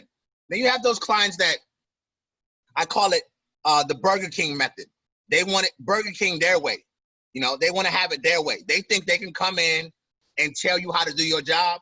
And then what ends up happening is they get angry and they get upset, and they either leave, or it's like the coming to Jesus meeting, right? We got to talk. We got to reevaluate, reassess, and then move forward. So sometimes it's frustrating, but most of the time I train who I want to train. And I get along with all my clients because it ends up being like a family thing, right? So they listen now. They like they pay attention. I tell them what to do, and they do it.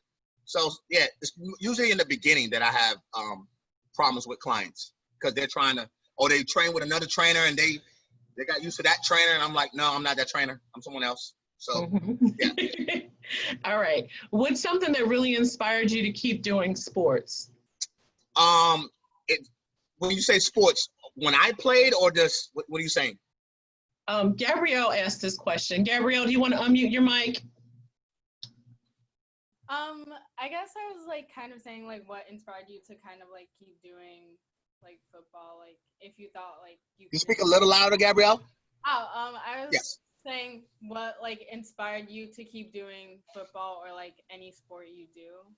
So I when I was in high school, I wrestled, I played football, I ran track, and I played basketball, and I was good at all those, but football was just something I loved from day one. I started playing when I was in Little League, and I excelled at it, and I was really good at it. And I said, and I'm aggressive. I'm an aggressive individual. I like being intense. So hitting and football is aggressive, and it has helped me to get that energy because I'm very high strung. I'm very So football is one of those things that just kind of it allowed me to be myself. So and then when it came to just doing it, is the drive, the motivation, and the goal that I set for myself, and that was my motivation. When I didn't want to go, I would ask myself, okay, what's the other guy on the other side doing? What is he doing right now? Because he's doing his thing, so he's trying to shut me down. Like I play receiver. And then across from us are defensive backs. So I always thought, what was that guy doing right now that I'm not doing? So that would be my motivation. That would be my drive. That would be my go-to. So I guess that's the best way to answer that question. All right. So if you had another opportunity to go back to the NFL now, would you go back or would you stay being a trainer? That's a hard question. Because I loved it so much, and I didn't get to really do what I wanted to do because I got injured literally the first year. I would try and go back. I would try and go back because my thing is it's about the competition. I love what I do, and I wouldn't trade it for anything. But at the end of the day, because I didn't accomplish what I wanted at that level, I would want to at least try to see how I would measure up against other athletes of that caliber. Okay, good answer. Thank you. All right, I think you answered this, but it says, do you train kids and adults? So the answer is yes. Yes, I do. And then it says, do you give different exercise routines for different ages, or are they all the same? I have to. So Coach K does know Max Fit. We don't do cookie cutter exercises, cookie cutter workouts. I assess all my clients, and what I mean by assess, I do a evaluation in the beginning. Obviously, we talk about do's, don'ts, and take measurements, and I do all those things. But also, I test people, like how many push-ups can you do? How many can you do a proper squat? What is your run form? Like, what? Depending on your goals, I kind of assess you from there, and then I create a workout that will fit you specifically. Because everyone has different goals. It's not about being a professional athlete. Sometimes it's about being in shape. And your shape is sometimes it's just, I want to look a certain way, or I want to fit in this thing, or I have a wedding to go to, or I put on too much weight and I want to take it off. So it really depends on the individual. So I meet people where they are and I bring them along. And I'll just give a quick 20-second shout out. Coach K is also my trainer. I had a really bad knee injury at one point, and he was literally the only person who could work my knee to the point where I could actually walk. There would be times that I was stuck somewhere, I couldn't bend my knee forward or backward, and I would call him and say, hey, I can't walk, and he would literally come wherever I was and get me going again. So he's the only person I trust now. I appreciate that. Much yes. love on that. All right. What's your favorite part about being a trainer? Favorite part about being a trainer? I wrote a couple things down. Favorite part, it allows me to keep in shape. I'm able to help other people achieve their fitness goals. I like seeing people's self-esteem change. Like they go from being like, like I'm fat, I'm this, or I'm not in shape, or I can't run, or I can't do these things. But to see them like, you know, go through the process and then start to like be more like energetic and more happy, and they walk around like I'm not, like, I love that. I love that transformation. Preparation and performance, preparing, allowing people, helping people to prepare, and then seeing them perform at a very high level, whether it be an athlete or it be a Fortune 500 CEO or whatever, depends on that person. The transformation, as I said, transformation process, to see somebody come from they're here and then I bring them here. And that process is amazing to me. Like, just to see how people go through that. And, you know, sometimes I got to motivate them a little bit more. Sometimes I got to push them a little bit more. Sometimes I just got to step back and kind of let them do their thing. So I love that process.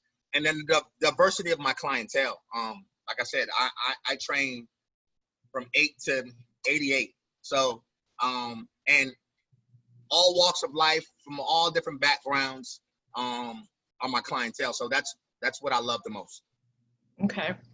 I'm trying to, some of the questions you've answered.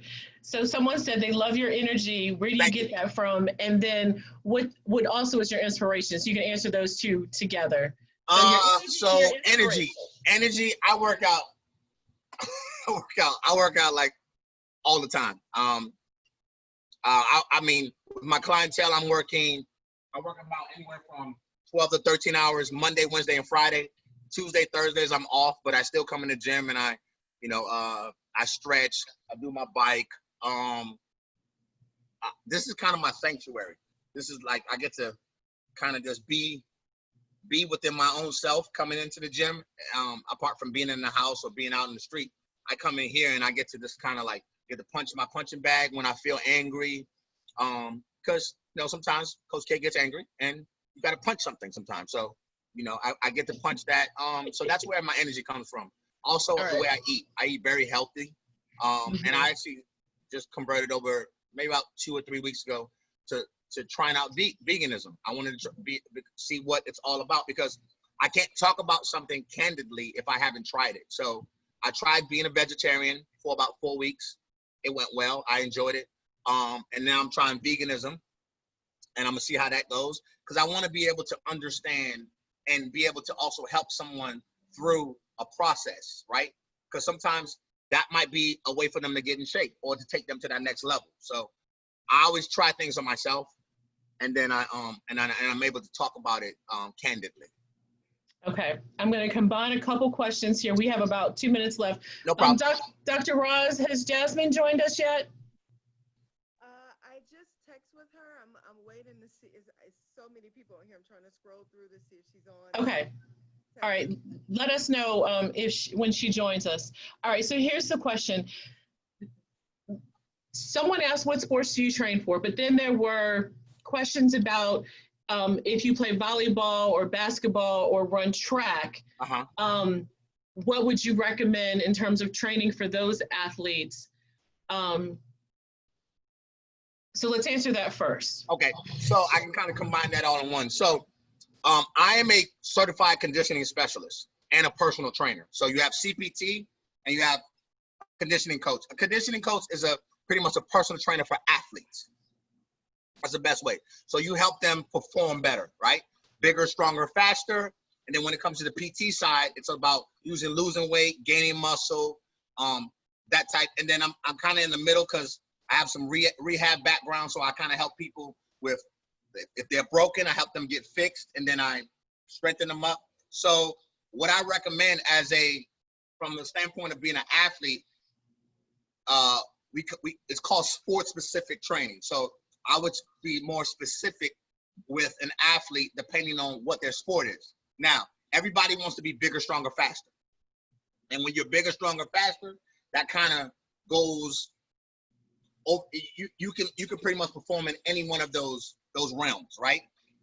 But explosive movements, working on flexibility, because that's a big one. That's actually what led me to being injured. Lack of flexibility. Flexibility is really, really key, and people don't understand how important flexibility really is. And then overall strength, pushing weight, moving your own body weight, Plyometrics are always a good thing. And then overall, just cardiovascular health. Okay. Next question is, do we have Jasmine here yet? Let me see if she's joined us yet. No problem. Yes, she's on. She's joined. Okay. So Coach K, we have a bunch of questions in the chat for you. Yeah. If you wouldn't mind reading those questions and responding to the answers. And then we have Coach K coming back at 1:30, guys. So you'll get to chat with him again. So we're gonna bring Jasmine on and let her get started. Okay. Roz, so Coach K, thank you so very much. Oh, you're very welcome. Thank you very much, guys. It's not the last that you've heard of us, because we're going to have you come work with our girls. Okay. And I'm going to turn the mic over to Roz, and we'll be back with you in 30 minutes, Coach K. I look forward to it. All right, so Awesome. before you leave, because we have people looking for your website, so it looks like we might have some people who may want to work with you. Go ahead and put it in the chat so that they can reach out to you. All right, can everyone hear me okay? Jasmine, can you hear me okay? I think you're on mute.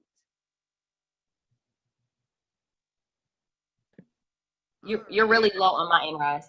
Am I low? I don't know why I'm so low today. That's the same thing. Is that just for me though? Or are other people saying that? No, Renee said it earlier. You're louder Okay. now. Yeah, I can hear you now. Yeah. Oh, okay. All right. I'm screaming at this point, but that's okay. I know. All right. So guys, I am so excited. We have Jasmine from the Jasmine brand. I'm so excited that she took time out of her busy schedule, because it seems like you're working around the clock, Jazz. I'm always getting all your notifications about things that are happening.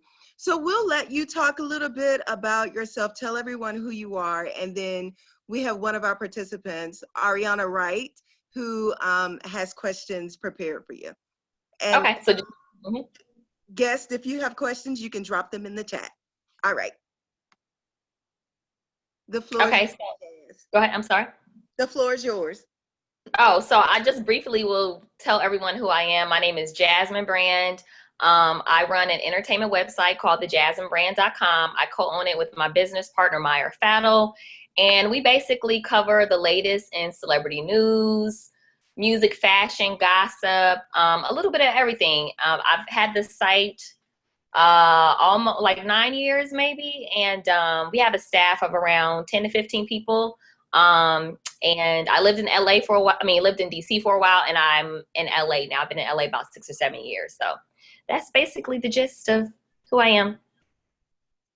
Awesome. Awesome. I remember when you started. I remember coming to your party. You had a party on U Street where you were thinking, getting the brand started. So I remember. So I didn't realize it had been that many years, but you have done well, my friend.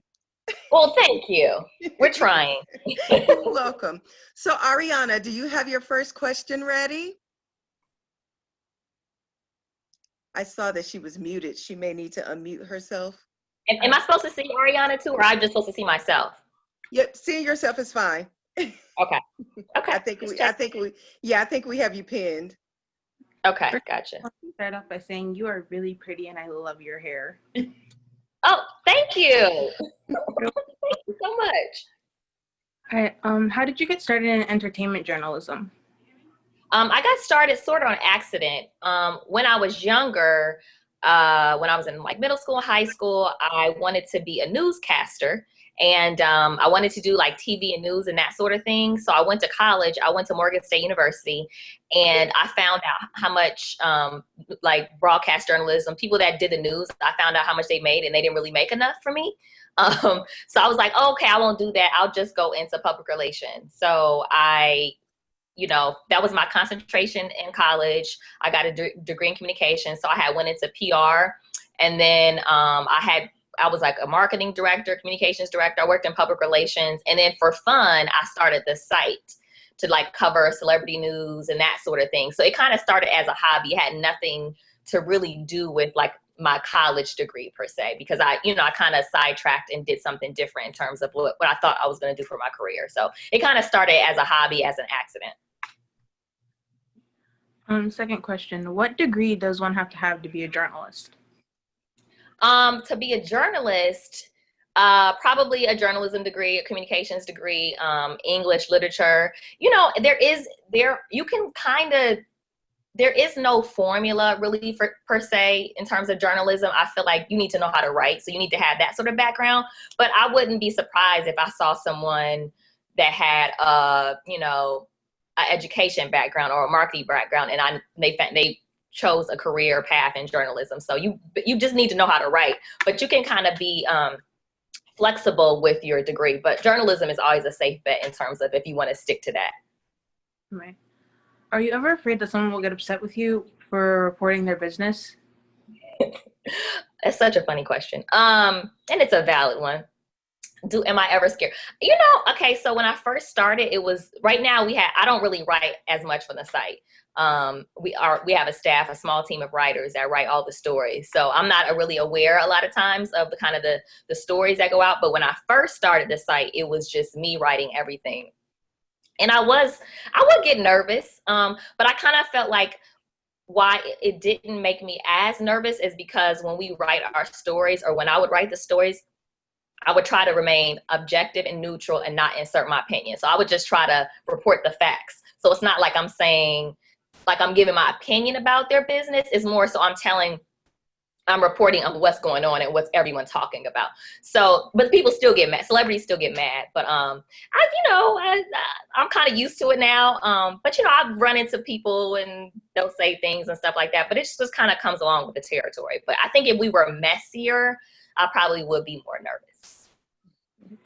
Do you have to make great grades to be an entertainment journalist? I feel like I should say yes. But in all honesty, I think you have to have good grades. If you want to get a traditional job like at a news station or at a paper, they always want to see your GPA. So I would say, yes, you should do the best you can, but you shouldn't let that discourage you. If you don't have a 4.0, you shouldn't let that discourage you from not going into journalism or any degree that you want to go into, because at the end of the day, a lot of times it's really just about hard work and being consistent and like your drive, and that'll put you in front of other people that may have had a better GPA or better grades than you. How do you report the facts about everyone so quickly? Well, because it's a small team, it's not just me. And, just with anything that you do, the more you do it, the faster and quicker you get. So sometimes you can even predict things that are going to happen. You just kind of got to be fast. I think it's any skill that you have, the more you do it, the more you repeat it, the easier it becomes. And then things like social media makes it easier for us to report. Things happen super fast, and because we have it's not just me and we have a team, we can split up who has to do what. So it's kind of like a little machine. Does your company have a mentoring program? No, we do not. And I didn't think about it until I saw that question earlier, but it probably is something that we should look into. How did you become a TV commenter? You know what? Okay. I think that maybe, I don't know. I think someone called, like DM me or tweeted me or emailed or something and asked would I be interested in doing TV commentating and stuff like that. I think the more I started doing the more I started doing interviews on camera, I think people started to notice that I could speak and I could do well on camera. So people sort of reached out, and so that's how it kind of started. People The Real reached out to me, and then once that started, I started doing TV segments here and there. And I'm in DC right now, so when I'm in DC, I'll do like the local news and stuff like that. So it just kind of started organically with them reaching out. Does your company have junior entertainment reporters? No, but do you think we should? I mean, I think it would be a good idea to have like younger people come in and like experience it for the first time. Okay. That's something I can think about. We're not like a traditional, like everything is online. So if we had something like that, they would have to be, able to manage themselves, be online, be responsible. So that's something I can think about. Well, Jasmine, let's talk with Bras and see if we can make that happen. We definitely should, because I'm getting old.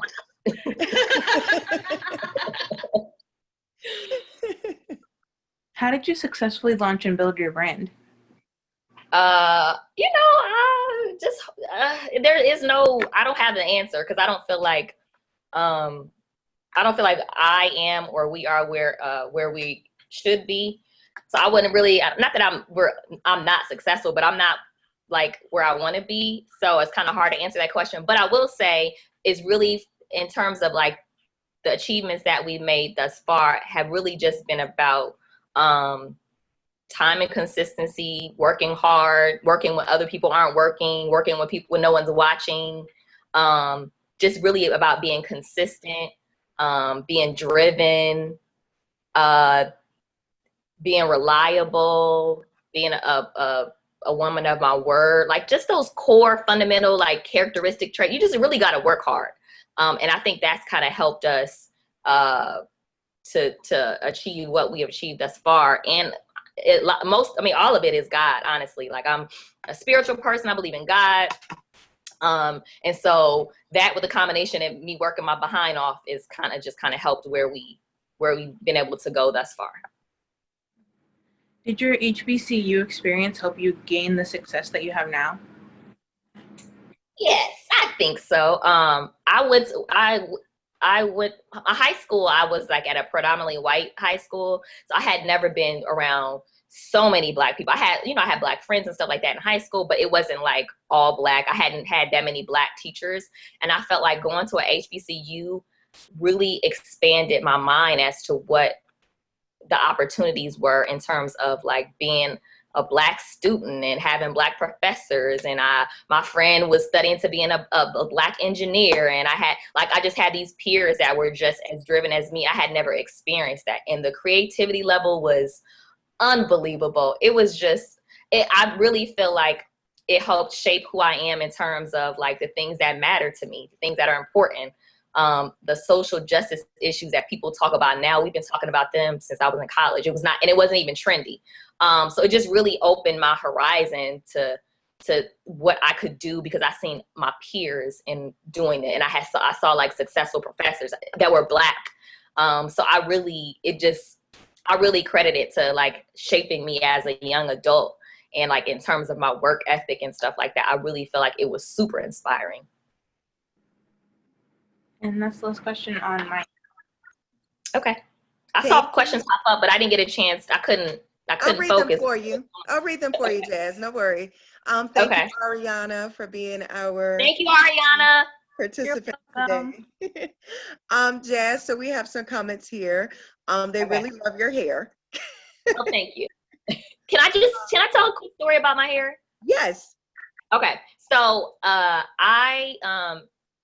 I had regular hair. I had locks, actually. Roz, you knew me and I had locks, right? Yes. Okay.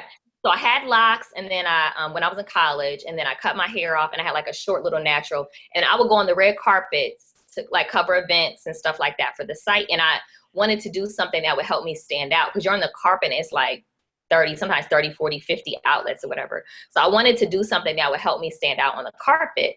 So I went to the salon, and I was like, I want to do like a patch of color. Like I want to do something like so that I can stand out. So the stylist brought all the colors out that they had, and then everybody in the salon voted on pink. So I just went with pink, and it just kind of stuck. And now it's kind of like my thing, but I really wish it was a deep reason why I did it, but that's really why I did it. Well, that's a good reason. It does make you stand out. I love it on you. Thank you. We have Mahogany says that Morgan State is one of her dream colleges. So that's. So she'll be glad to know that Miss Renee graduated from Morgan State as well. Yes, ma'am. Go Bears. Yes. Here's a question. Do you ever have trouble finding material to write about? There are slow news days, but it's just because of social media. There's always, and the fact that everyone is home right now, it's really no shortage of like things to write about and stories to cover and content because there's always something trending. Like if I look through my phone right now, there's something trendy. Someone's talking about something. So it's easier with social media because when I first started the site, there was no Instagram, there was Twitter, and it's you know, it's content, it's celebrities are providing their own content now. Like they're responding. You don't even have to go through a publicist to get a comment from them. They'll just get on Twitter or Instagram or Snapchat or something and say something. So that content is already there. And then like, since the pandemic hit, more people are home. So more people are, you know, doing things, acting foolish, like doing, you know, just making our job easier. So. Our next question is, what colleges have great journalism majors besides Northwestern? I was just about to say Northwestern. Columbia, I believe. I have a girlfriend that went to Columbia, Northwestern. Those are the two that come to, I think NYU has a decent one too. Those are the few that come to mind. But I will say this, I'm going to say this. You don't have to go to a school that is known for journalism.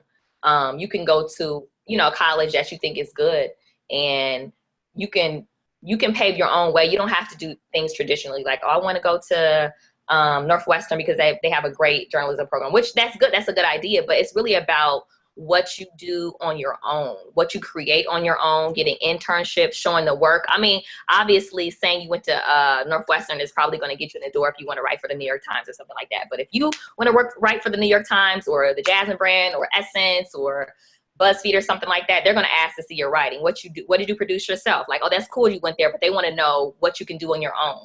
So I don't want you to get hung up on, I need to make it to this school so that I can take this career track, because you can make your own path. No, I think that's great advice, Jasmine, because I think, you know, sometimes we get stuck in a place of, if I don't get into this particular program, then all my dreams are shattered. And making your own brand, I think that is excellent, excellent, excellent advice. Yeah. What was your favorite story that you covered? I don't think I have one. Mm. I don't think I have one. You cover so many in a day. I think it was. I don't even know. I'm trying to think of like some of the bigger stories, you know, are usually the messy ones. I wouldn't say those are like the fun ones to cover. You know, it's a lot. I can't think of one that kind of sticks out though. Okay. I will say this wasn't fun to cover, but there are surreal moments, like when certain people pass, or, you know, certain people get married, or, you know, like let's say for instance, when Aretha Franklin passed, her funeral was a whole thing. And I mean, I had just started the site when Whitney Houston died. I remember, you know, they having her service for like hours, like things like that. I remember us writing and covering about. I wouldn't say it was like fun, you know, but it was like one of those things I'll always remember, like us covering that or breaking certain stories and stuff like that. They're usually not the positive ones though. Yeah, no, that makes sense, because most people like to see the drama in news. So that makes a lot of sense. And Aretha Franklin's whole funeral was everything. It was a whole week thing. I remember that. What would you say are the top causes as a female athlete to start a brand around? The top causes say that again? The top causes for a female athlete to start a brand around. I don't understand the question. So I think Nicole is saying that she's an athlete and she wants to begin a brand, but she doesn't know which causes to kind of try to reach out to or try to become. Well, you should do the causes that you care about. So if you're a female athlete, the things that make you think or make you talk or make you upset, or make you start a conversation with your friends about. I'm not an athlete, but my thing would probably be like, you know, why do female athletes not make as much as men athletes? Like that kind of stuff are things that would kind of intrigue me. So like pay inequality, like things like that, for me. But it really has to be something that you care about, because you don't want to be stuck with a cause that, you know, you're not passionate about. Oh no, that's great advice. Have you experienced any discrimination in the journalism industry? Oh, 100%. Black media outlets are not treated fairly and not the same as white outlets at all whatsoever. They spend less advertising dollars with Black outlets. When we're on the carpet, they try to put all the Black talent, all the Black outlets to the end and try to. So what happens is you're on a carpet, like say you're at a movie premiere or something like that. You're on a carpet and And so they have talent come down and talk to all the press. So they'll like try to put Black outlets to the end of the carpet. You know, they'll break some of your Black celebrities will break their big stories, their announcements with like people as opposed to like a Black outlet that has just as much traffic as a white outlet and has more reach. So those are things that are very, very present, and they happen on a regular basis, and they are very frustrating. Do you think things may change now that we have the whole Black Lives Matter? People are becoming more conscious about how we're being treated. I think there was a huge conversation about diversity and inclusion in terms of like who you see in movies and who you see on TV. I think that started like a while ago, and then now you see the Black Lives Matter movement and stuff like that. But I don't think there's been like a movement in terms of like Black media and how Black media is treated. And I don't see it changing, not right now. That's disheartening. Yeah, who you telling? Yeah, I mean, we're doing some things behind the scenes to make some noise. And you know, when you stop covering certain talent or certain projects, they always come back and like, you know, what do we need to do? How can we fix this? You know, that sort of thing. So there is a little power and leverage there. Yeah. Yeah, a little. I'm jaded. I've been in this business for a little bit, so yeah. Hopefully there'll be some progress though. So what do you find to be the most challenging aspect of being a journalist, and specifically in the entertainment industry? What's the biggest challenge? Mm-hmm. It never stops. Mm-hmm. So I think that's the challenge in terms of like what we cover and how we cover it. It's, you know, we have like a virtual newsroom, and so like, you know, things don't stop when you go to bed at night. Like people don't stop doing things, you know, at 9 o'clock just because I go to bed. So it's the challenging part is that, you know, you have to find a balance in like your personal life and your mental health and like work that never stops. Whereas like, say if I was like a designer or I worked like in fashion, like I have these cutoff dates of like spring and fall, spring line, and then the fall, like, you know, so you have like these benchmarks. Whereas, you know, when I had a regular job, I would do this conference every year. So there was like a start and stop sort of time. And you know, if you're a teacher, you kind of get little breaks here and there. But that doesn't really work in the industry I'm in. It just never stops. So that's probably one of the more challenging things. But it's like an adrenaline rush. It like, you know, it's always something crazy going on. So, but I also feel like because of that, I lose sense of time because it's like so much stuff always going on. It's hard to keep up. Like, when did I see? When did that happen? It's like a blur. Yeah, and I guess a follow-up question to that would be is how do you manage your time, because it never stops? Well, you know, I'm much better at it now because it's not just me, because it was just me at first. So I literally would like work myself sick. You know, I used to I had a job, I had a regular 9-to-5 job, so I would get up super early and I would like write some stories, and then I would go to work. I would take a break. I'd go across the street to Starbucks, and I would work. You know, I would just go back and forth nonstop. So I would like work myself sick, and so as the site grew, we were able to hire people. I brought on my business partner. He co-owns the site. We were able to like have infrastructure and have a team, and so that's allowed me to take a breath and not work myself so hard. But I still have to remind myself, like, it's like 8 people writing. You don't need to be doing anything right now, really. And I just had to learn that, you know, life isn't just about work. It's about enjoying your family, your friends, like being thankful about these small moments. And so it's just been, it's a conscious decision that I had to make. But, you know, as you get older, hopefully you kind of shift and understand, like, you don't have to work like crazy, because that's all I used to do before. Got it.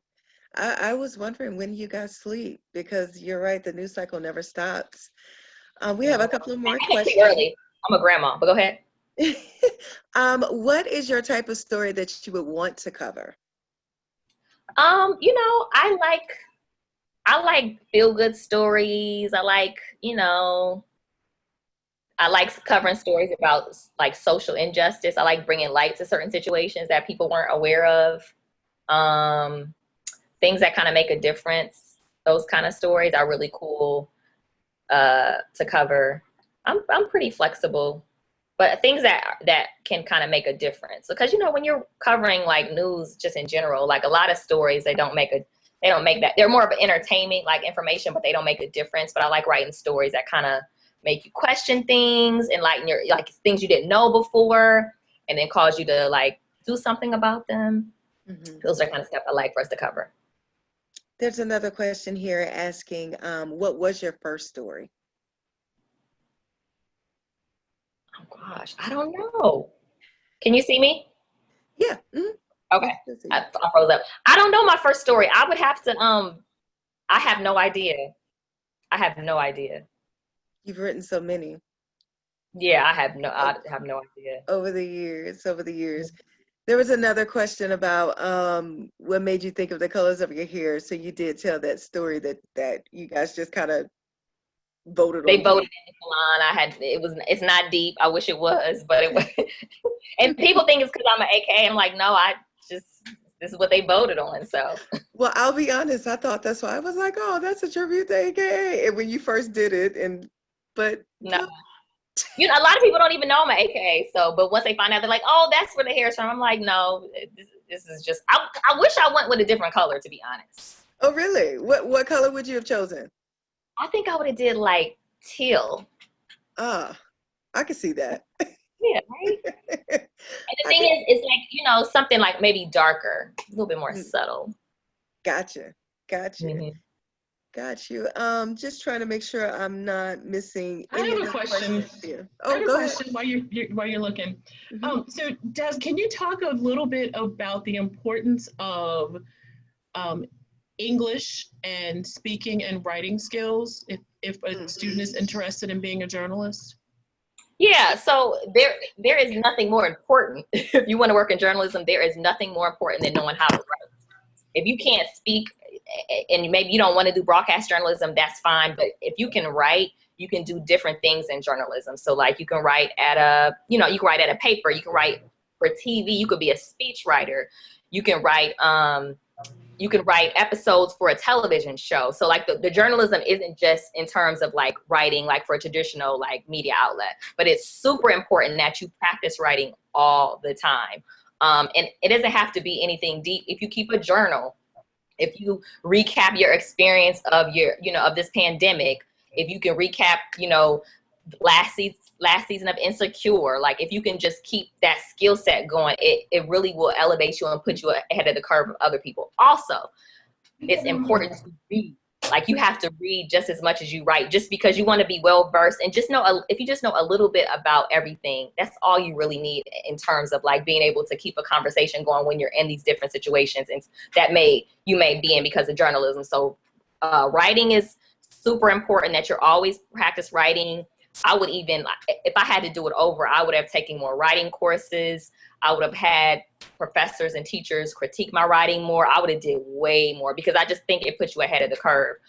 You also need to make sure that you're reading. Like, I know that a lot of us are on our phones a lot of times, but you have to put in that time to actually read. And I would just read any news, things that interest you, like read those on a regular basis so that you can just speak to them and understand them, what's going on. Also, if you want to do things that are on camera, like maybe you want to be on TV, or maybe you want to do like political stuff, or you want to recap whatever, it's important that you continue to do things in front of the camera. You don't even have to post if you don't want to. If you want to do something every day, you want to put something on your TikTok, you're recapping, if you're watching whatever your favorite show is, if you want to do something, like just get yourself comfortable in front of the camera so that it's not a big shock when you are interning somewhere and they throw you in there. Because the key is to be prepared. It's not to like get prepared once you're in a situation. The key is to be prepared and be overly prepared. No, that's great advice. And I think we have our last question. How important do you think the Black community is in journalism? It's super important, because if there are not Black journalists, there will be no one to cover our stories. And sometimes what they do is, when there aren't Black journalists, they take white journalists and try to cover our stories. And it doesn't always translate well. And it's challenging to write about the Black experience when you're a white person sometimes. And so it's important that our voices are heard. There is no one that can communicate our story and our perspective and ask the right questions like a Black person or a brown person, like in terms of like things that affect us. it's super important that we are in every area. And I'm not just talking about media. I'm talking about if you want to write scripts, if you want to do TV shows, if you want to be on the radio, like our voices count in every arena. And it's just important that we are reflected and that we are telling our own stories. Thank you, Jess. You are the best. This is our time. It's been our 30 minutes with my Are you talking? I can't hear anything. Oh, can you hear me now? Vaguely. You faded back out a little bit. Now we can't hear you at all, Roz. We can't hear you at all. I'm not sure what happened, but it's 1:31. I'm gonna say thank you on behalf of Goal Grinders and Dr. Roz. Thank you so much, Sora and Morgan State grad. Thank you. Thanks for having me. We have so much in common too. Yes, I'm super excited and I'm so happy to meet you. I definitely. I promise next time I will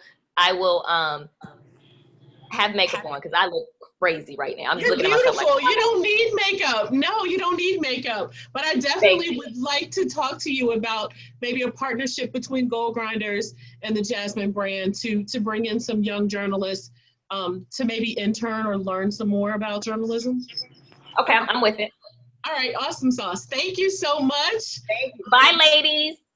Bye. Okay, bye-bye. All right, we're gonna bring Coach K back. Coach K, are you still here on the line with us?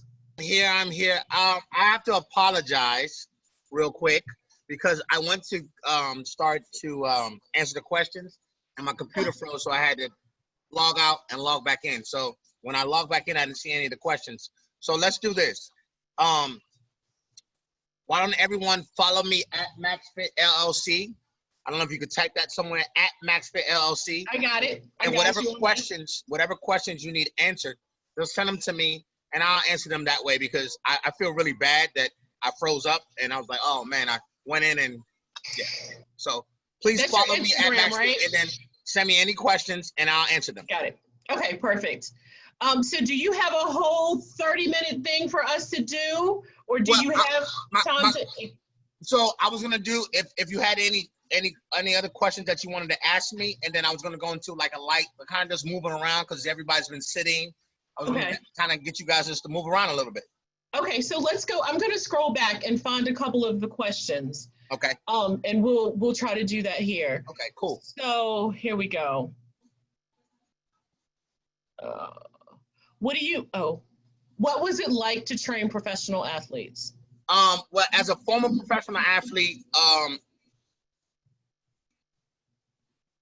I know what I needed to be able to perform at a high level. So when it came to professional athletes, because I already did it for myself, I knew what they needed. So that helped me to be able to say, I didn't have to like a lot of trial and error. It's like, hey man, you got to run fast. You got to be able to push this weight. You got to be able to be, your core has to be strong. So that, you know, you have to have a great foundation. You have to have agility and movement. So when it came to those things, I already knew what to do. And then I just kind of said, okay, this athlete is weak here.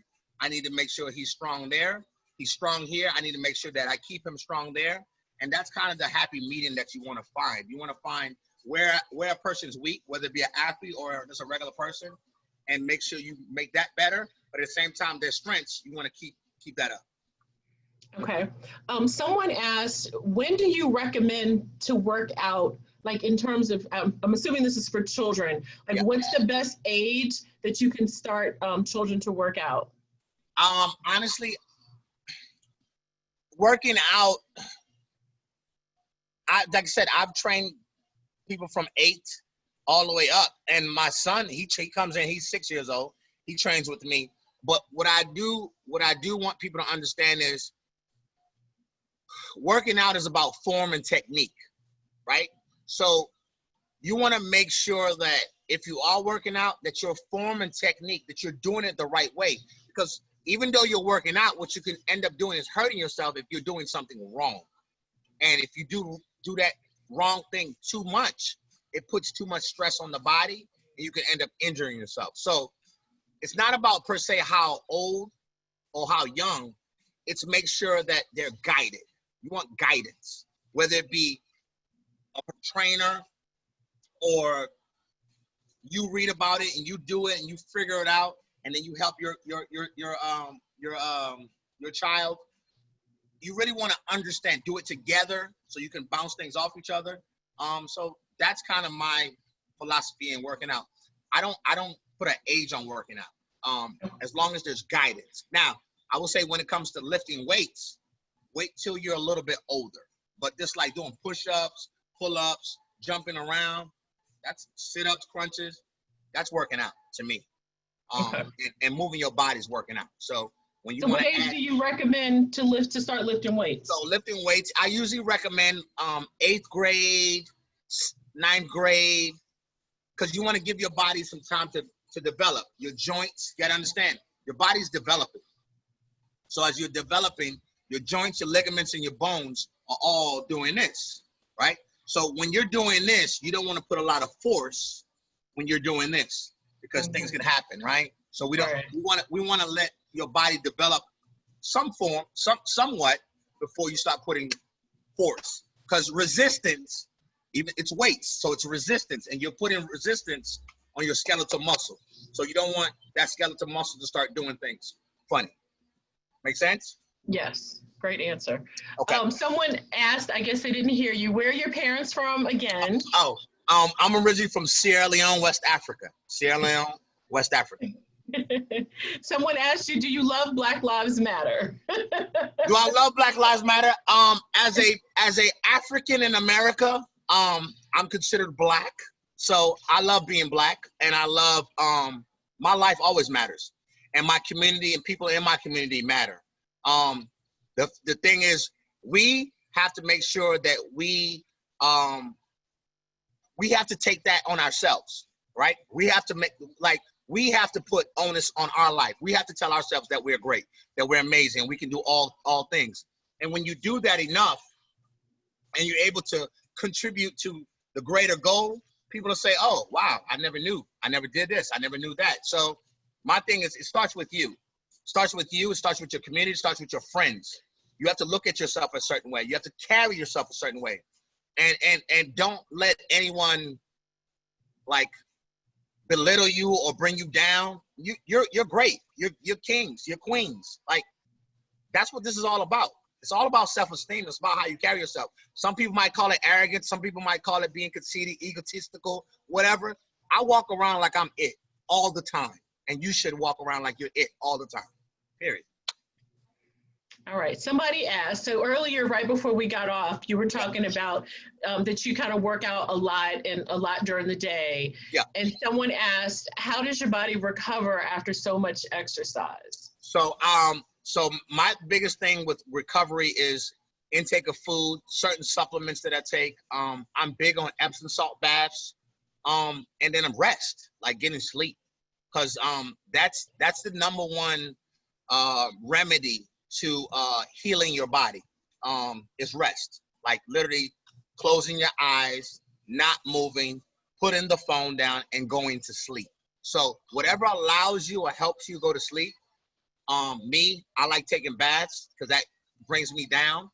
Mm-hmm. When that brings me down, I'm ready to go to sleep. So Epsom salt baths are a big thing for me. When we could, massages were a big thing for me. I go to the chiropractor because I'm all about body health. When you're putting so much stress on your body, you have to have a way to take that off. So massages, chiropractors.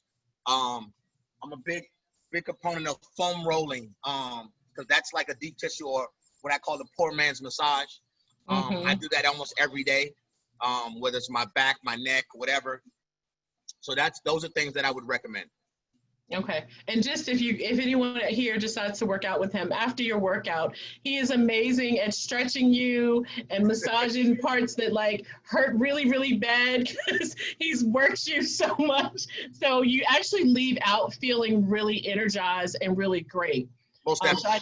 Because I will say a lot of trainers don't take the time to do the stretching piece. Yes. And that's really critical to prevent injuries. Very, very important to prevent injuries. And also for this overall maintenance. Yes.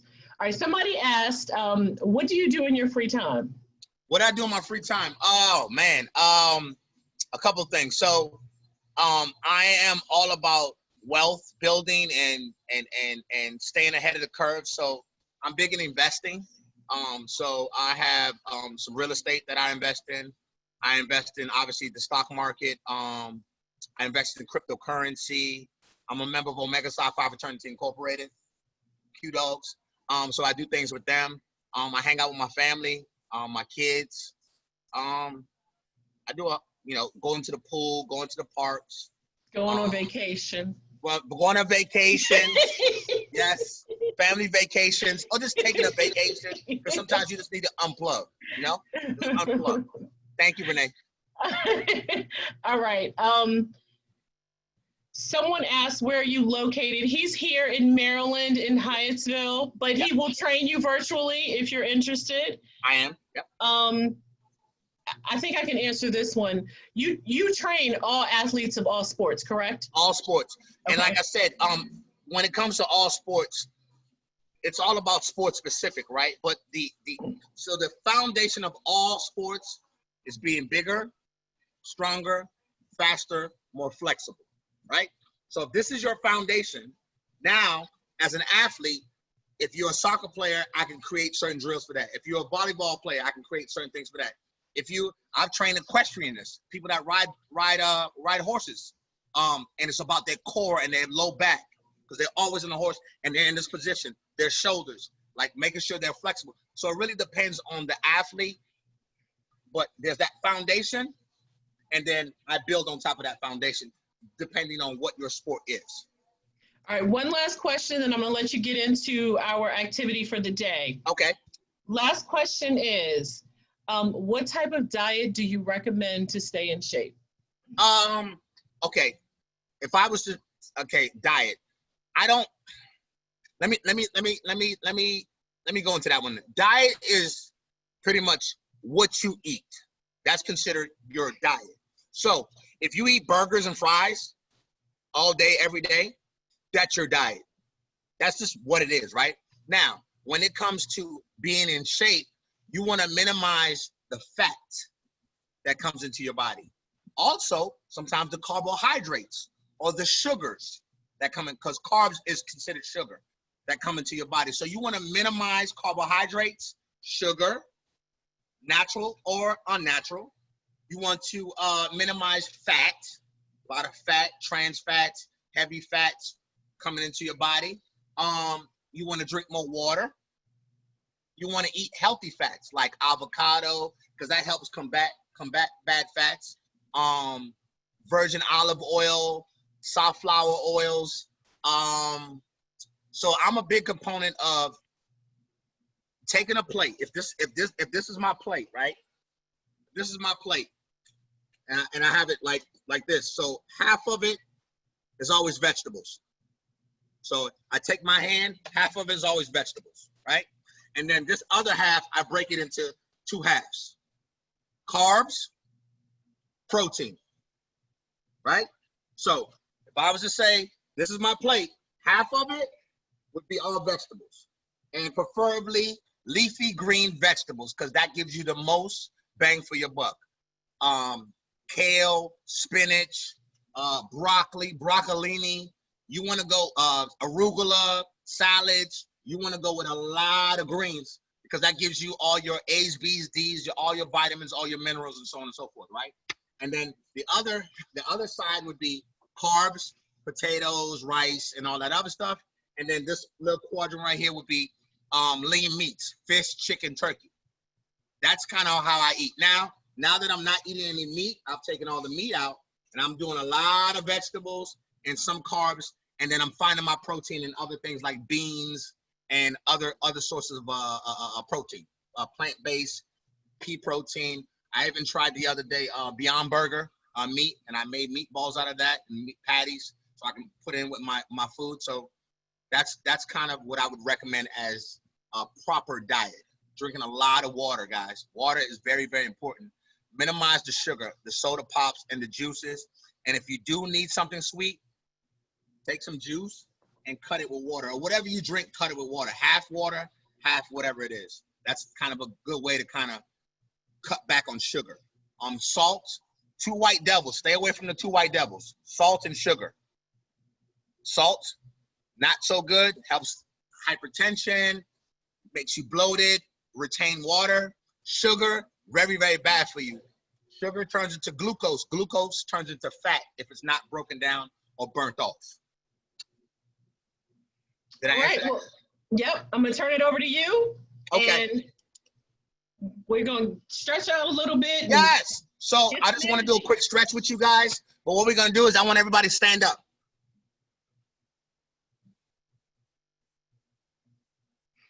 All right. I want everybody to stand up, and I want for 30 seconds, real quick, 30 seconds. I want everybody to just kind of move. So what we're gonna do is we're gonna pick our knees up. It's gonna pick our knees up, in through our nose and out through our mouth, and we're gonna work our arms like this, like you're running. In through your nose and out through your mouth for 30 seconds. And I'm gonna count it down. Here we go. 15 more seconds. In through your nose, out through your mouth. 10, 9, 8, 7, 6, 5, 4, 3, 2, and rest. All right? Look, I want y'all to just move your body. Just shake. Just shake your body. Just shake. Shake, shake, shake, shake, shake. Shake your arms side to side. Move your neck. Kind of move all around. All right? And then we're going to go into a light stretch. Let's start with our head. I want you to rotate your neck in through your nose and out through your mouth. Eyes open. Feet are shoulder width apart. Feet are shoulder width apart. And rotate your neck in through your nose and out through your mouth. All right? Back the other way. In through your nose, out through your mouth. Rotate your neck. Keep your eyes open. All right? We're going to go with the shoulders up and back. Up and back. In through your nose and out through your mouth. You guys will see me. I'm going to come down. And then forward. In through your nose, out through your mouth. Shoulders are forward. All right? Then I want you to go over, under. Inhale, exhale. Drop your shoulders. Sit. Then I want you to go up and down. Inhale, exhale. In through your nose and out through your mouth. Right? Then we're going to interlock our hands. Feet are shoulder width apart. And you're going to rotate. Might hear some snap, crackling, popping. It's okay. In through your nose and out through your mouth.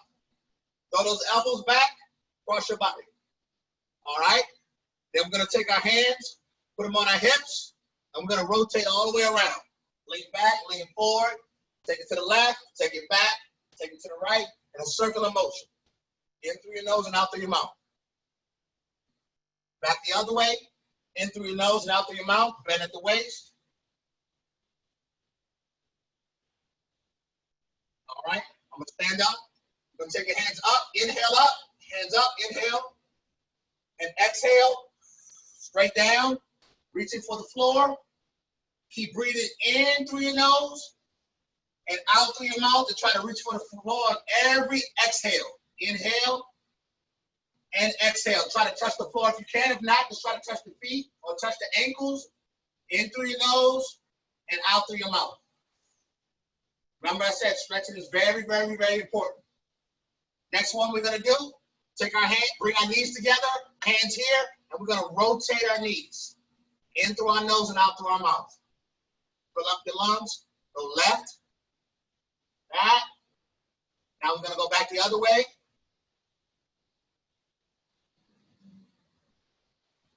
All right, next one we're going to do, we're going to stand this way. Left foot forward, right foot back.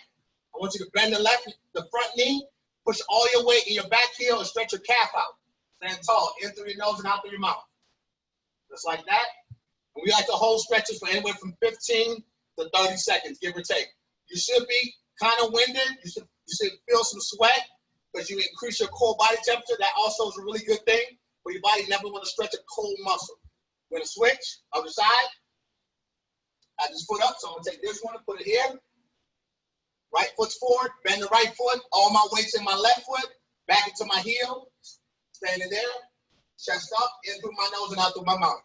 As I said earlier, always filling up your lungs. Inhale and exhale out your mouth. In through your nose and out through your mouth. Got me? Hold that there. All right. My next one is called a sumo squat. We're gonna take our hands on the inside and just kind of press them out that way, or take your elbows, take them on the inside and press them out and drop down. In through your nose and out through your mouth. Fill up your lungs. Hold that. Now, as you're doing this, take your elbows and try to press them out on every exhale. So inhale and exhale, push out. Inhale, exhale, push out, and hold. Feel that in your groin area, in between your legs. Hold that stretch. And up. That's what I have for you guys. Nice little stretch. Now, very, very important to stretch. You try to stretch every day. At least, that took us about 5-10 minutes. It doesn't take that long to do that. But the main objective is you always want to increase your core body temperature. So as you can see, I'm sweating a little bit. That's why we walked in place. And I had you guys move around, because what happens is when you move your body, your temperature elevates. And when you elevate, your body starts to sweat to cool itself down. That's how I know you're hot. Now when you're warm, that's the best time to stretch. You never want to stretch a cold muscle. Always warm your muscles up first. So move around first, because the analogy that I like to use, if you take a piece of metal, right? Take a piece of metal and you try to bend it, it's very, very hard. But if you heat it up and warm it up, you can manipulate it any kind of way you want to. That's the same type of thing with your body. Does that make sense? Any other questions? Please unmute yourself. Any other last questions before I get off? It was a pleasure. It was awesome. I love this, and I look forward to meeting you guys face to face, or even doing this again.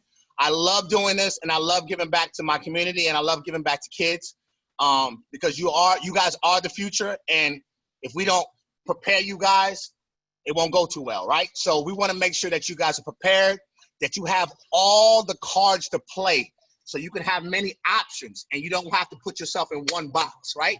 We want to give you as many outlets and as many things to think about moving forward, because you could be a trainer, you could be a professional athlete, you could be an artist, you could be a computer person, you could be a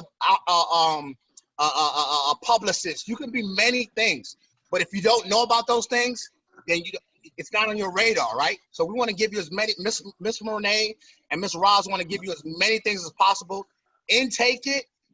Some things you're going to love, some things you're going to not. But at the end of the day, try to take it all in and be aware of those things, because that'll help you to make the right decisions when you need to make those decisions, guys and girls. So I'm always here. Please follow me at MaxFit. Reach out to me. Drop me a line. But I'm always here to bounce things off of and just ask a question, or, what should I do with this situation? I mean, I'll get back to you.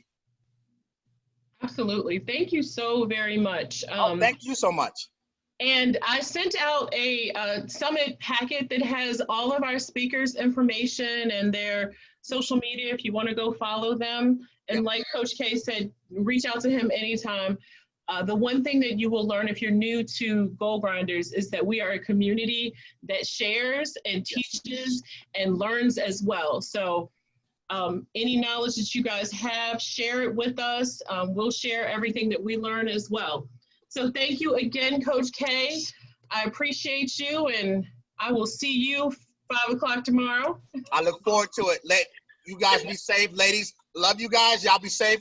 I said I'm here if you need me. All right. Thank you, Coach. Thank you. Peace. Thank you. Bye. Peace. Thank you. You're welcome. You're welcome. Thank you. Thank you. You're very, very welcome. Renee. All right, guys. So we have a few minutes before our next. She's on the line. Oh, she is on the line. Awesome. Oh, you can hear me now? Yeah, I can hear you. Can everybody turn their cameras on? Can I get a quick picture before we bring her in? Yes. Turn your cameras on. Aubrey, Nicola, Demi. All right, yay, look at everybody, so beautiful. I see Andrea. I'm gonna grab a couple pictures real quick, and then we will bring in our last presenter for the day. You guys having a good time? Yes? They don't know. They can't talk. They have us on mute. They do. They can unmute themselves. I didn't restrict it. Oh, good. Yeah, they can unmute themselves. All right, awesome, guys. Wait, I want to pick. I'm getting a pic too. Oh, you're Sorry. getting a picture? Okay. We're It's all so getting many. I was trying to go through all the. the screens. I know. Yeah. Hey, Adam and Thanks, Dallas. everyone. I see some guys in here. Did you guys enjoy Coach K? He's pretty popular with all the kids. Thumbs up. Did you enjoy him? Oh. All I right. enjoyed him until that sumo position. I wasn't Position, ready right? for that. Oh, wait till if you work out with him. Nope. You won't see him in the same light. Nope. No, indeed. Hurts. All right. So are we ready? I'm going to turn it over to you, Dr. Roz, to bring in our final speaker for the day. Hi, Melissa. So Melissa Hibbert is here. Melissa is everything, all things beauty. There's 109 people in here. Renee, can you pin her? 109 people. And can we mute everyone, Renee, except for Melissa? Can everyone mute? Thank you guys for muting. We were hearing background noise. All right, so there is Melissa. Hi, Melissa. Hi. We are so excited to have you. Thank you. Melissa Hibbert is all things beauty. If you watch BET, the OWN Network, Lifetime, WeTV, Centric TV, The Real Daytime, you have seen her work. She has just made up everyone. She has so many celebrity clients, and she is going to talk to us. Oh, they're already saying, oh my gosh, you're so beautiful. She really is, like in person and you know, just everything. So we have one of our participants today, Janaya Hill. I think she's still on here. She's going to ask you questions. Okay. Melissa and I went to school together, so she is an amazing person, a great person to learn from, and I can't wait for you guys to hear what she has to share with us. Janaya, are you ready with your questions? Do you need to unmute? Are you there, Janaya? I know I saw her. Well, while we wait for her, I just want to say thank you for having me. I am delighted to be here. When the screen lit up with all the beautiful faces, I was just in awe. This is amazing. So I'm just really, really glad to be here. And thank you guys for all the hair compliments. Clearly there's some ladies who love beauty on the... Oh, they are loving you. Thank you so much. Thank you. I'm grateful to be here. Well, I don't, maybe Janaya got kicked out. I don't know. Can you send her a text message, Renee, to make sure she's okay? Yes, I will. I don't see her. I just looked to see if I see her logged in. I don't. So if you want to. She was in 2 minutes ago, so maybe something happened with her phone. Okay. But we'll go ahead and get started. Melissa, why don't you really tell us all about who you are? I mean, you have such a fascinating history, such a fascinating journey. So just tell us everything about you. Oh gosh.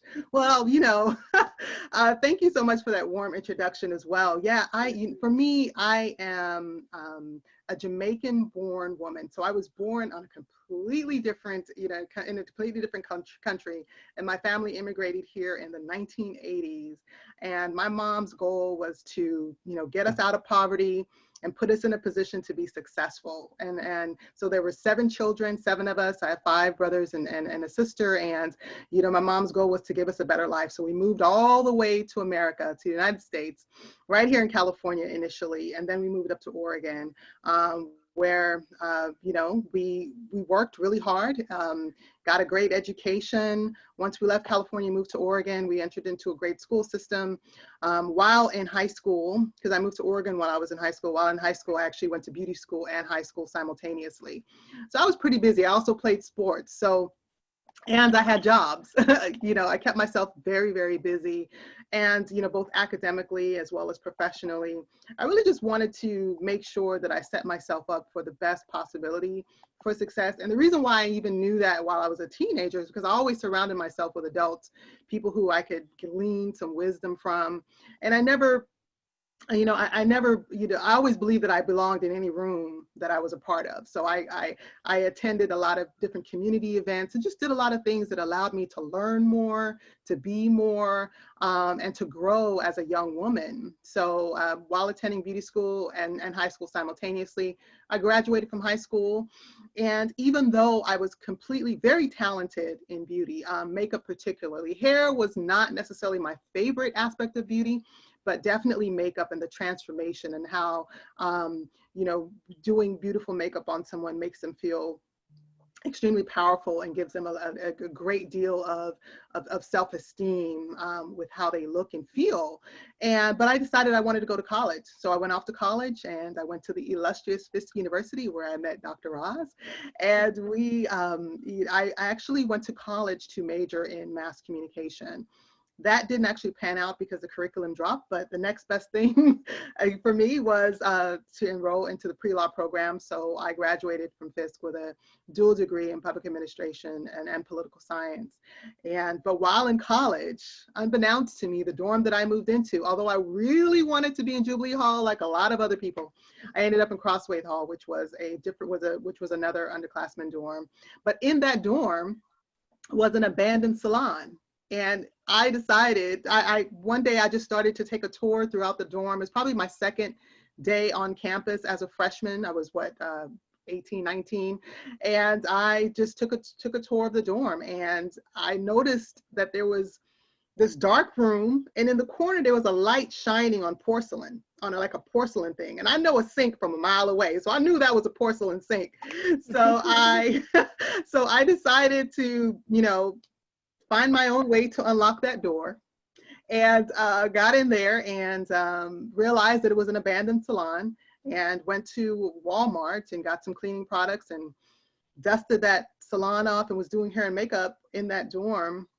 I mean, in that room in the dorm, the first few years while I was a student at Fisk. So a lot of my friends till this day, or some of my first clients, if you will, while I was a student at Fisk University. And ironically now, and Dr. Ross may not know this because we haven't announced it yet, but I am now renovating that lounge, and it's going to be a brand new facility in the dorm of Crosswaith Hall at Fisk University. So that's really my contribution. It's sort of a full circle moment.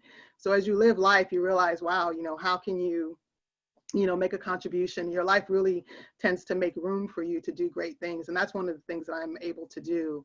But after college, I decided to go to, pursue my professional career, graduated from college and moved right into New York City, where I started working in marketing for different brands, whether it be clothing brands and apparel and jewelry brands. And I ended up working for Michael Jordan for 4.5 years. And I know many of you know Jordan, the Jordan brand, and the Jordans that everybody wants every time they come out. And so I worked for Michael Jordan for 4.5 years. And that was one of the most incredible experiences for me. Talk about somebody that's an entrepreneur. I mean, he's a world-class athlete. There's no question. But as an entrepreneur too, he's incredibly sharp. So for me to be able to learn from him for 4.5 years and to be in that environment helped to shape who I am. It's a part of, shaping who I am today. And, but once I felt that I sort of maxed out my experience there, I ended up going back to grad school and got my MBA, my master's in business administration with a concentration in media. And once I got that master's degree, I ended up working in advertising. So I started working for brands like Coca-Cola. I'm sure you guys major in Coca-Cola. My brands were Burger King and CoverGirl. And so I worked with a lot of great brands in advertising, helping them to develop campaigns and events and sponsorships. And then from there, I went into working in television for BET Networks on the integrated marketing business side. So all of my career has been marketing. And my last job in the early 2010, 2012, was working for the Los Angeles Times as the newspaper here in Los Angeles in entertainment marketing for that paper. So I really felt that it was time for me in 2012, after 14 years in corporate America, it was really time for me to step away and pursue entrepreneurship full time. And so that's really, been my journey. And so for the last almost 8 years now, I've been an entrepreneur in the business of beauty. How did you have the courage to change careers? How did you know that being in beauty, I mean, obviously you're really beautiful, so you are your brand, but how did you know that it would work out and be so successful for you? You know, I actually believed that anything that I did, I was meant to do. I'm a very spiritual person. And so I often believe that when I'm led to something, that it is absolutely what I'm supposed to be doing. And when I'm led to anything, I do it with a great deal of excellence. And I felt like I've put in so much work. I got the certifications. I've had all of the experience working with the, various brands and various women throughout. And more importantly, I've got the educational background as well as the business background. So I had everything that I would need in order to be successful. So it was just up to me to know that, okay, all that I come with, all that I've been through, all that I've been equipped with was enough for me to step into this new realm. And if I was successful working for somebody else, certainly I can be successful working for myself. Oh, I love that answer. As today is Entrepreneurship Day, I absolutely love that answer. So Janaya text, she said her laptop died, so that's why she's not here. So we're gonna move on with the questions. Okay. So you have your own makeup line. What type of training needs to take place to make makeup? What do you need to know? Well, yeah, so I had my own makeup line. So Okay. for a few years I had my own makeup line, and this is also a lesson in entrepreneurship. So in 2005, I launched my makeup line, and I chose to go. There's several routes that you can go when you create a makeup line. You can either go private label, which means that you partner with an existing manufacturer that has products that are already developed, already packaged and ready to go, and you just go in with your own resources, your own logo, your own branding, your own marketing, and say, hey, I want to partner with you. I want to put my logo on this, but I want to market it in a way that makes sense for my customers, and I want to put that out into the marketplace. So that's called private label. Then you've got research and development, which you'll often known as R&D, which means that you start from the ground up. A lot of people start in their kitchen, or mixing products and really formulating their own products, or working with a chemist, and that's another way. So you can come to the business of developing your own products from scratch, and that is a formulation that you own, that you trademark, that is proprietary to you. It's just a larger investment to go that route. So there's that route. And so for me, I initially chose the private label route. The biggest challenge with the private label route that I learned at that time was that if the manufacturer ends up going, let's say they are canceling an item on that line, or they've sold out, that means that you're also sold out, because you don't have the ability to formulate what they've already done. So that was really a big hiccup for me in one of the key learnings of having my own makeup line was that doing the private label, I didn't have as much control. So not having that control really challenged a lot of what I was doing. The other aspect of it too was I didn't realize that there were people out there that were looking to hijack my business. So there were people that created another similar name to my company and started to submit all of these, started to solicit people for samples. And all of this was coming to my business, and people were sending things back. And I walked into my office one day, and it was filled with boxes of people returning things. And I'm like, what is this? And I found out that someone had cloned an aspect of my name in a way, and started to send out samples that were not my company. So there were a lot of when you're an entrepreneur, there are things that are going to be thrown at you that you are just absolutely not prepared for, but everything comes with a lesson. So, so I learned a lot of things from that. And then at the same time, I had just gotten married, and I was getting ready to go into motherhood, and I had to choose. I was like, okay, I need to kind of take something off of my plate. And I took the makeup line off of my plate to focus on the other aspects of my beauty business, which was the company, which was, also the production aspects of what I was doing in beauty. And I took the product off of there. But I am ready now and poised to bring a whole new product line to the marketplace. So I'm in the process of working with that, working in that aspect right now, but I'm working with a chemist this time where I am able to develop my own products and kind of own the process and not make the same mistake again. No, that's perfect. Thank you for sharing that story, because people think when you have your own business that it's easy and there are no issues, but there are a lot of hiccups and a lot of things that you learn from. So thank you. Yeah. You have to be willing. Yeah, absolutely. Be willing to know that, they're going to be, it's not always going to be, a road that is not paved with any issues. There are going to be those challenges. And you just have to know and just be prepared to still be strong and be faithful in what you're doing in spite of those challenges. So there's a follow-up question to that. Is making the actual makeup like a trial and error kind of thing?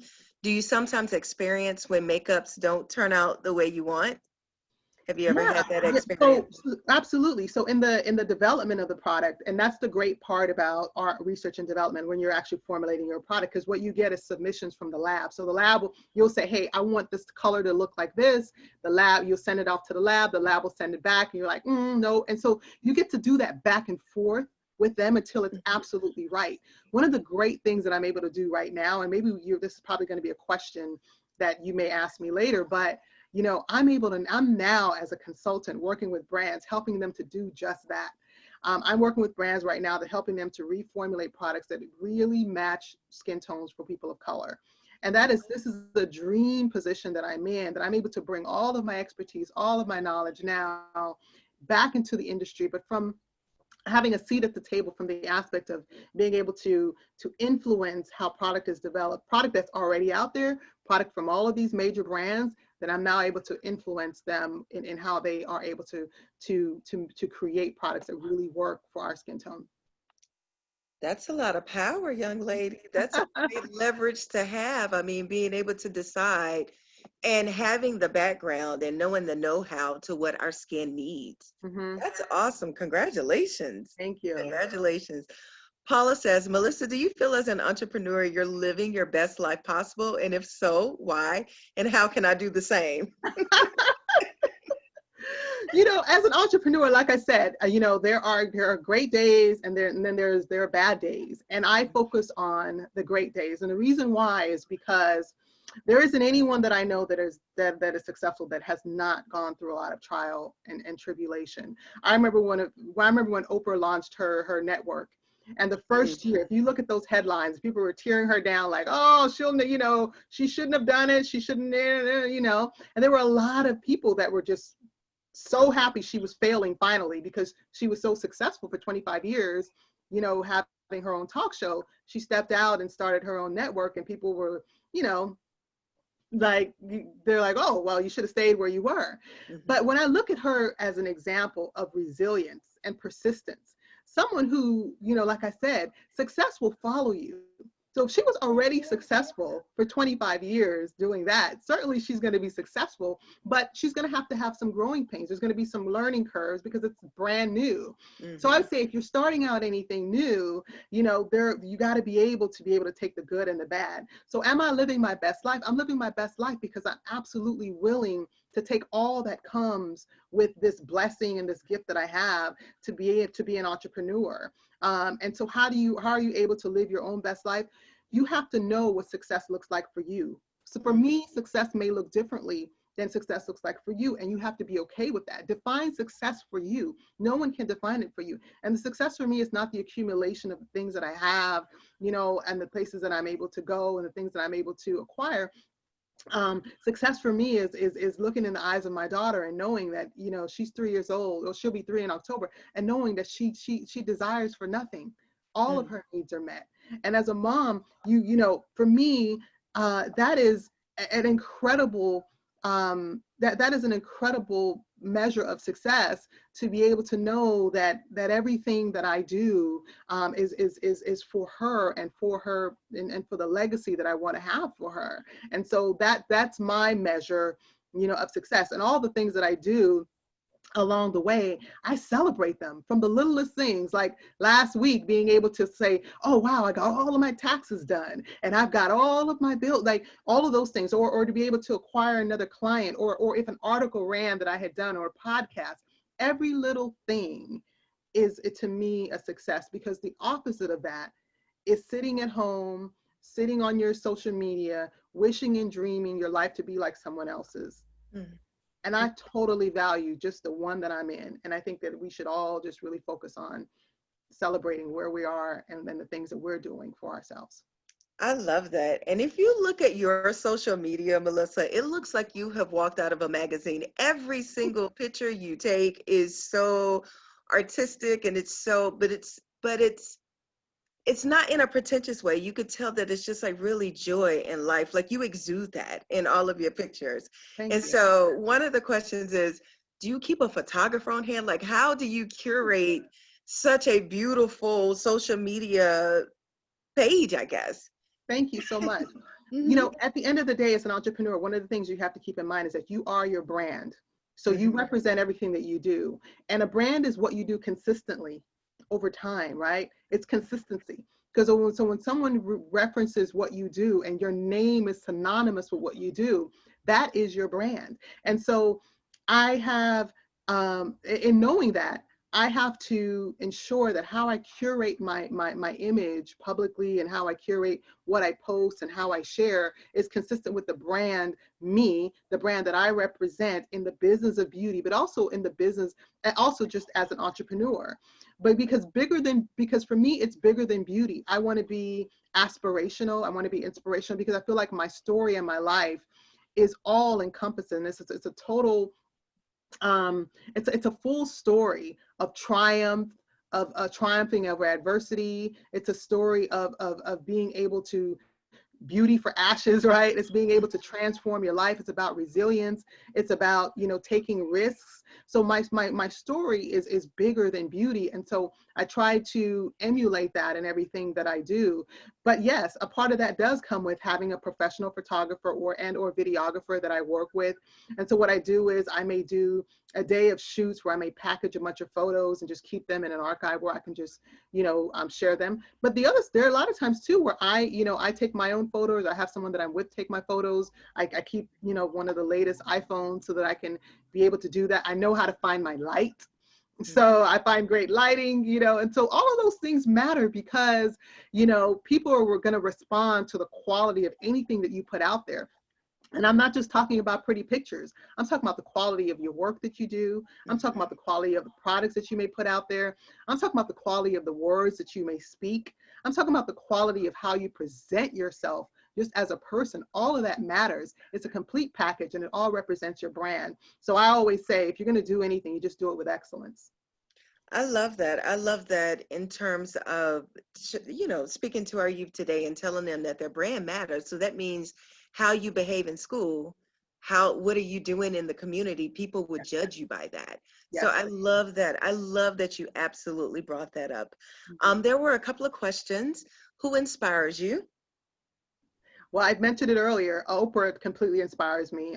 She is absolutely one of the people that I look up to, you know, that I feel has a complete representation of what is possible. If you know anything about her story and her background and kind of where she came from to where she is as a billionaire now, you know, none of that is really, you know, by luck. I think that you just really look at someone who is committed to being the best of herself, to being excellent. And then she also puts that out in the world to encourage everybody else to do that. And that is just someone that I just, you know, completely get goosebumps, you know, when I just think about who she is and her journey and what she represents. I've had the pleasure of meeting her on a few occasions. And I tell you, I didn't want to take a shower, you know, that night, because I just wanted to keep the Oprah aroma on me. But it just really is, she's just a joy and a light to the world. And so, yeah, she inspires me. Yeah, absolutely. Being in her presence, you kind of lose it. You lose your mind. You lose your mind. I love Oprah too. I invited her to my wedding. That lady doesn't know me from a can of paint, but I was like, send her invitation. Yeah. Send her invitation. I love that. Maybe she'll come. So some more questions. Is your makeup going to be organic? It will be. So I am very, very aware that we are moving into a time where clean beauty is essential. I think we are no longer uninformed. We are a very educated consumer market who understands that what ingredients are good for you and what good ingredients are bad for you. And so it will be absolutely incredibly ridiculous if I came out on the market with anything other than something that was clean, organic, free and free of all of the chemicals and certainly that are harmful for you. Yes, it's definitely going to be in that direction. Awesome. And a follow-up to that, will your products primarily be for women of color, and will you offer hair products? Because Andrea says your hair is styled very nicely. Thank you so much. So the thing about my hair is I found something that works for me. My hair and how I style my hair is also a representation of my brand and how I how I present myself to the world, and the style that actually works for me and my image. So I'm not a hairstylist, and so I don't get into hair in that way in beauty where you'll see me doing hair tutorials on YouTube or anything like that. That's just not my lane. I know my lane, and my lane is, really what's happening here around the face. So no, I won't be doing any hair products, but you never know, that could change. But for right now, that's not really my focus. But when it comes to what was the second part of that? Will your products primarily be for women of color? For women of color, I think naturally it will be for women of color. I think just because of who I am and kind of, I understand our needs. I understand our skin. I understand our very, very unique and specific issues as women of color. How it's going to be marketed is another aspect, because the thing is that when you start to, and if you put a product out in the marketplace, you'll learn that when you create this niche where you're saying that your brand is just for women of color, there's this question around inclusivity, because we have a lot of Caucasian brands that people are like, well, why don't you have darker shades? Well, they can also ask the same questions for us that are creating products for women of color, like, why don't you have lighter shades? So I want to have an inclusive brand, yes, but I think it's very clear as who I represent and what I represent in terms of what I'm doing and what and the products and the formulation that are meant to honor the skin tone and the reflection of women of color. There's another question in here. Will you develop products for sensitive skin and people with acne? Yeah, so again, those are two great touch points for women of color, that I know as an expert that we're challenged with. We're challenged with dark spots and hyperpigmentation. We're challenged with acne. We're challenged with large pores, being oily, and so a lot of those elements are going to be important in when I'm thinking about formulation, because I want to be able to address those. It'll be really, disingenuous if I didn't create products that really address the things that I know that that affect us the most. Very good. I missed a question. Someone says, when did you get a patent? Do you have a patent on your work? No, well, no, because I haven't developed the product yet, but in the product development process, once that formulation is secure from the chemist, and this is for anyone who decides that they want to develop a product, once that is secure, you got that locked in, you signed off, and there are no changes and there's no additions, you can then submit for a patent and or a trademark, which is what we absolutely do. Perfect. Someone says, do you have any in-person stores, because they want to come and visit you? And where are they located? Thank you so much. No, I do not have an in-person store at the moment. My dream, and obviously COVID has changed a lot, because now we're kind of eliminating a lot of the touch points. But my dream is to have a studio. I absolutely have dreamed about having this beautiful beauty studio that you can do makeup, and then it's a community for women to just come and relax. It has a fireplace and a bookstore, and you can have tea. I love tea, so if you ever see me, I'm always sipping on some tea. So I just really have always dreamed of this oasis of an experience for women. So if that comes to light in the next few years, you can come visit me there. That sounds amazing. I think I want to come yes, to that. Of course. You'll come to the opening, Dr. Ross. Absolutely, I will be there. So Renee says, with all of your moving parts, how do you stay looking so youthful, and do you have a special regimen? I know I get puffy eyes if I don't get enough sleep. That's a great question. God, yes. Well, sleep is important, and hydration. I think a lot of people attribute lack of sleep to, puffy eyes to lack of sleep, but actually puffy eyes is really attributed to dehydration.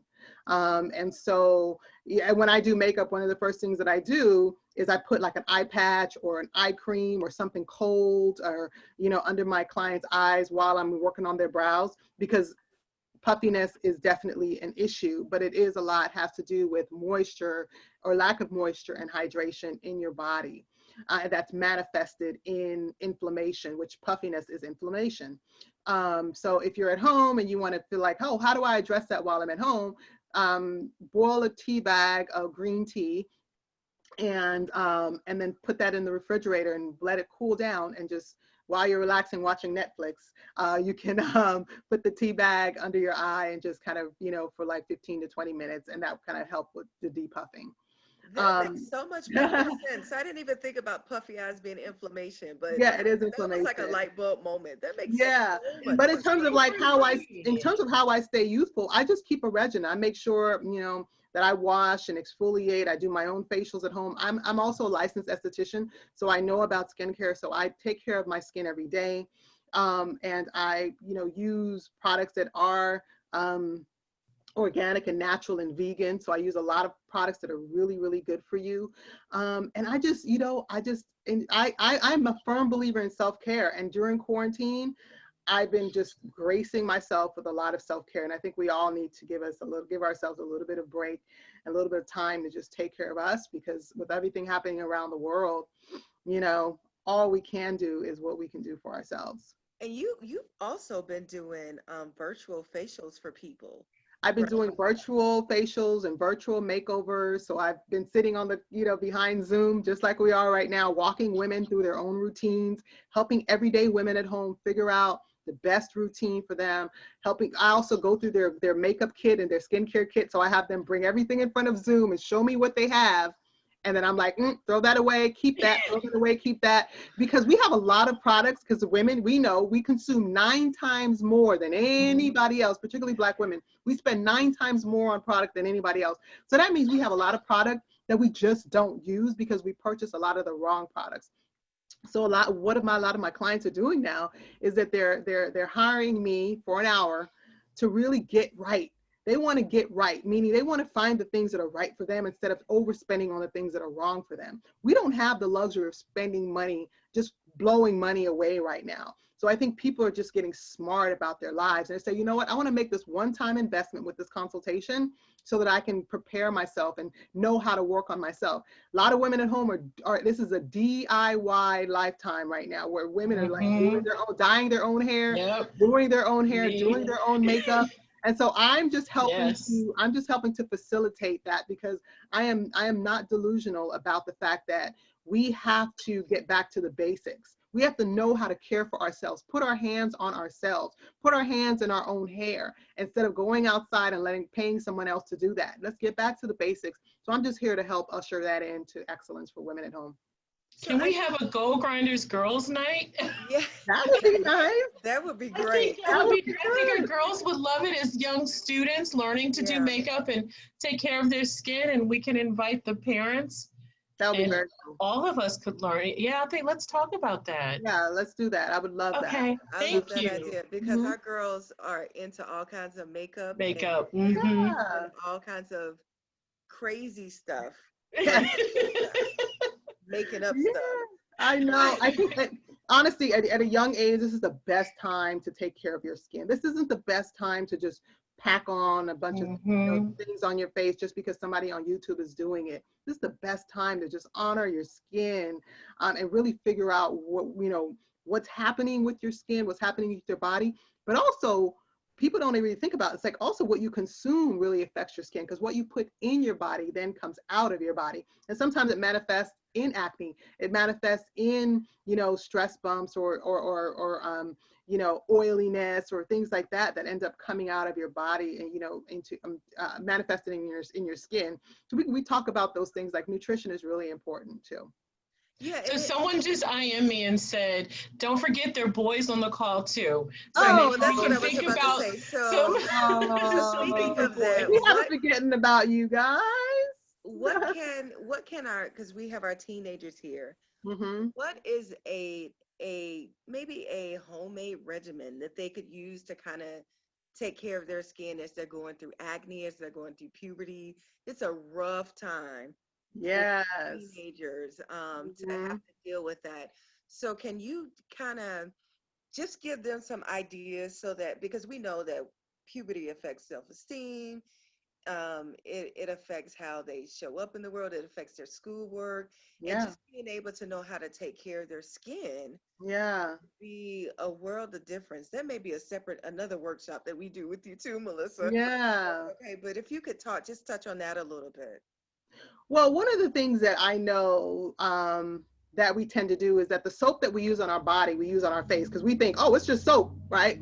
But our skin, our, you know, everything that's above our neck is much more sensitive than what's below our neck. So you really shouldn't use the same soap that you use on your face, on your, I mean on your body, on your face. So that's number one. So I really think that it's so important that as we're teenagers, that we really try to, you know, take an extra $10 or so and go and get some Cetaphil from, you know, from the drugstore, or there's a brand called Desert Essence, and these are like really affordable skincare brands that are natural, $7, $8, and really just say, you know what, I want to get because what you want to do is get a face wash and a moisturizer, because again, the soap is not your face wash. It's two different parts of your body, and that requires a completely different attention, level of attention. So I would say that is really important, to really just get a face wash that's good for you. There's an essential oil for my acne prone people. It doesn't cost a lot of money. It's about $7 or $8, maybe $10, depending on where you go and buy it. But tea tree oil. Tea tree oil is the holy grail to help combat acne, because tea tree oil is antimicrobial, antiviral, antibacterial. It really pulls out a lot of, you know, a lot of what's happening, you know, with the bacteria in the acne and keeping it from drying up. And so the tea tree oil helps to to remove that and to dry it up and to really pull out the impurities there. So I would say you can just spend a few dollars, ask your parents, or maybe we can do some giveaways, because I work with a brand right now called Hollywood Beauty, and they are the #1 supplier of the most popular tea tree oil. So I have like 4 or 5 of them that I can give away. So if you want to do a giveaway, you can send me some names, and I can mail them out. So maybe our most acne prone people on the line, if you guys want to figure out how to do that, I'll absolutely send out the tea tree oil. But it is really important. A lot of these brands that they market a lot of things for acne, particularly people of color, they never ever really focus on the tea tree oil aspect of it. And it's probably because it's not as profitable. They want you to keep focusing on the products that have alcohol in it. Alcohol is only going to continue to exacerbate your acne. It's only going to make it worse. So if you have any kind of moisturizer or face wash that you're using right now that has alcohol in it and you have acne, please stop using it. The other thing that's very, very helpful for people with acne or oily skin is activated charcoal, you know, because charcoal pulls out oils out of your skin as well. So if you can do that. The other thing is oatmeal. Now, your parents may be mad at me because y'all going to go to the kitchen and pull out some oatmeal, but you're only going to use, you know, like 3 or 4 tablespoons of that oatmeal. But oatmeal is also a great way. You could just, you know, put a little hot water and into the oatmeal and just, you know, create a paste and let that sit on your skin. And oatmeal is a really, really great, it's a really great mask also for your face. So these are like little things at home. If you have sugar, so for those of you who are not acne prone, but those of you who feel like, oh, my skin texture is not as soft as it can be, or you're trying to deal with maybe some dark spots, Get a little granulated sugar and some coconut oil. Now, these are all things that are in your kitchen. And put a little granulated sugar, brown sugar, into a bowl. Put a teaspoon of coconut oil on there. The reason why you want to use coconut oil, because coconut oil is also antibacterial. So it's really, really great to mix and create that soft base for you to exfoliate. So then you put that and exfoliate and just rub those dead skin cells away. And guys, you can do this too. And everything that I'm saying for right now, this is applicable to both the boys and the girls. This is not just a female specific thing. Boys can use oatmeal mask. Boys can use tea tree oils. Boys can use the scrubbing, making sure that you exfoliate. And because we're wearing a lot of masks right now, for those who are acne prone, you really also want to make sure that you continue to clean your skin every day, because all that bacteria below the mask and your breathing and that moisture, it's just really a tough time on our skin. So I would absolutely recommend just using what you have at home and getting, and cleansing your skin, just really focusing on what's above your neck, your neck, and focusing there, because do not use what you use on your body on your face. That is a number one rule. Oh, that was perfect. Thank you for sharing that, because when we work with our girls, we've seen them kind of have their puberty moments and we see them shut down. So just being able to, and maybe everyone can't get to a dermatologist. So just hearing these home remedies that they there's a lot of home remedies, and I get it. I went through puberty too. When I was 14 and 15 and I had my breakout, and I just could not, there was no one educated around me to help me to figure it out. So now that I have had all of the education, I've spent thousands of dollars, getting my license as a skincare, person. Like I've lost, even in skincare school, they really did not focus on black skin, on brown skin. You look into the book and you're like, oh my God, this is like ancient, because you're not talking about anyone that looks like me. So I had to get sort of a separate level of education. And that's one of the things that I would say to you guys, that while school gives you a lot of information and a lot of things that we need to learn and educate ourselves, don't be afraid to learn outside of that. There are a lot of things like online courses. There are a lot of professionals in the community that are offering courses that you can just tap into and learn. Continue to learn. Always be curious. Continue to grow. I will be 44 in next month, right? And I'm one of those people that I am still investing in myself. I'm still using all of the resources available to me online, or when even prior to COVID, when there were courses and seminars being held at hotels and different venues around the city, that if I felt like I needed to learn something, from economics to investing, which is not about beauty, but as an entrepreneur, if you don't know about money, you're not going to be a successful entrepreneur. So I'm always going to continue to learn. So just stretch yourself beyond that textbook, and apply your desire to learn outside of the norm, because that's how you become great. No, that's great by just continuing to expand on what you know. That's great information. That is great information. Paula asks, have you written a book? And if you write one, what will be the central theme and why? Well, good question, because I actually did write a book, and Dr. Roz contributed to that book. She, in a major way. I mean, contributing is just like, I'm putting that lightly. So I did write a book. It was last year. It was released last year, August 1st. So I'm now up on my 1-year anniversary. It's called Face Your Beauty. Now, the interesting thing about that book is it is not the book that people may have expected me to write as a beauty professional, because it wasn't about makeup tips. It wasn't about finding the right products that work for you. It wasn't about highlighting and contouring and shape face and those kinds, finding the shape of your face and those kinds of things. It was about inner beauty. And the reason why that was important is because for me as an adult woman, I've gone through a lot in my life. As I said to you, it has not always been perfect. I have learned a lot of lessons and a lot of life lessons. I've gone through some of the most challenging things in my lifetime that could have really shifted how I saw myself. And when you go through pain, when you go through trauma, you go through disappointment, which we all will in our life, whether it be things that we're dealing with in our home or things that were put on us by a perpetrator, things that harmed us and hurt us, they kind of take away our self-esteem. It takes away our self-worth. It challenges who we are. And I wanted to write a book about how to restore that. But I also wanted to peel back the layers on what that looks like in terms of when you go through certain things.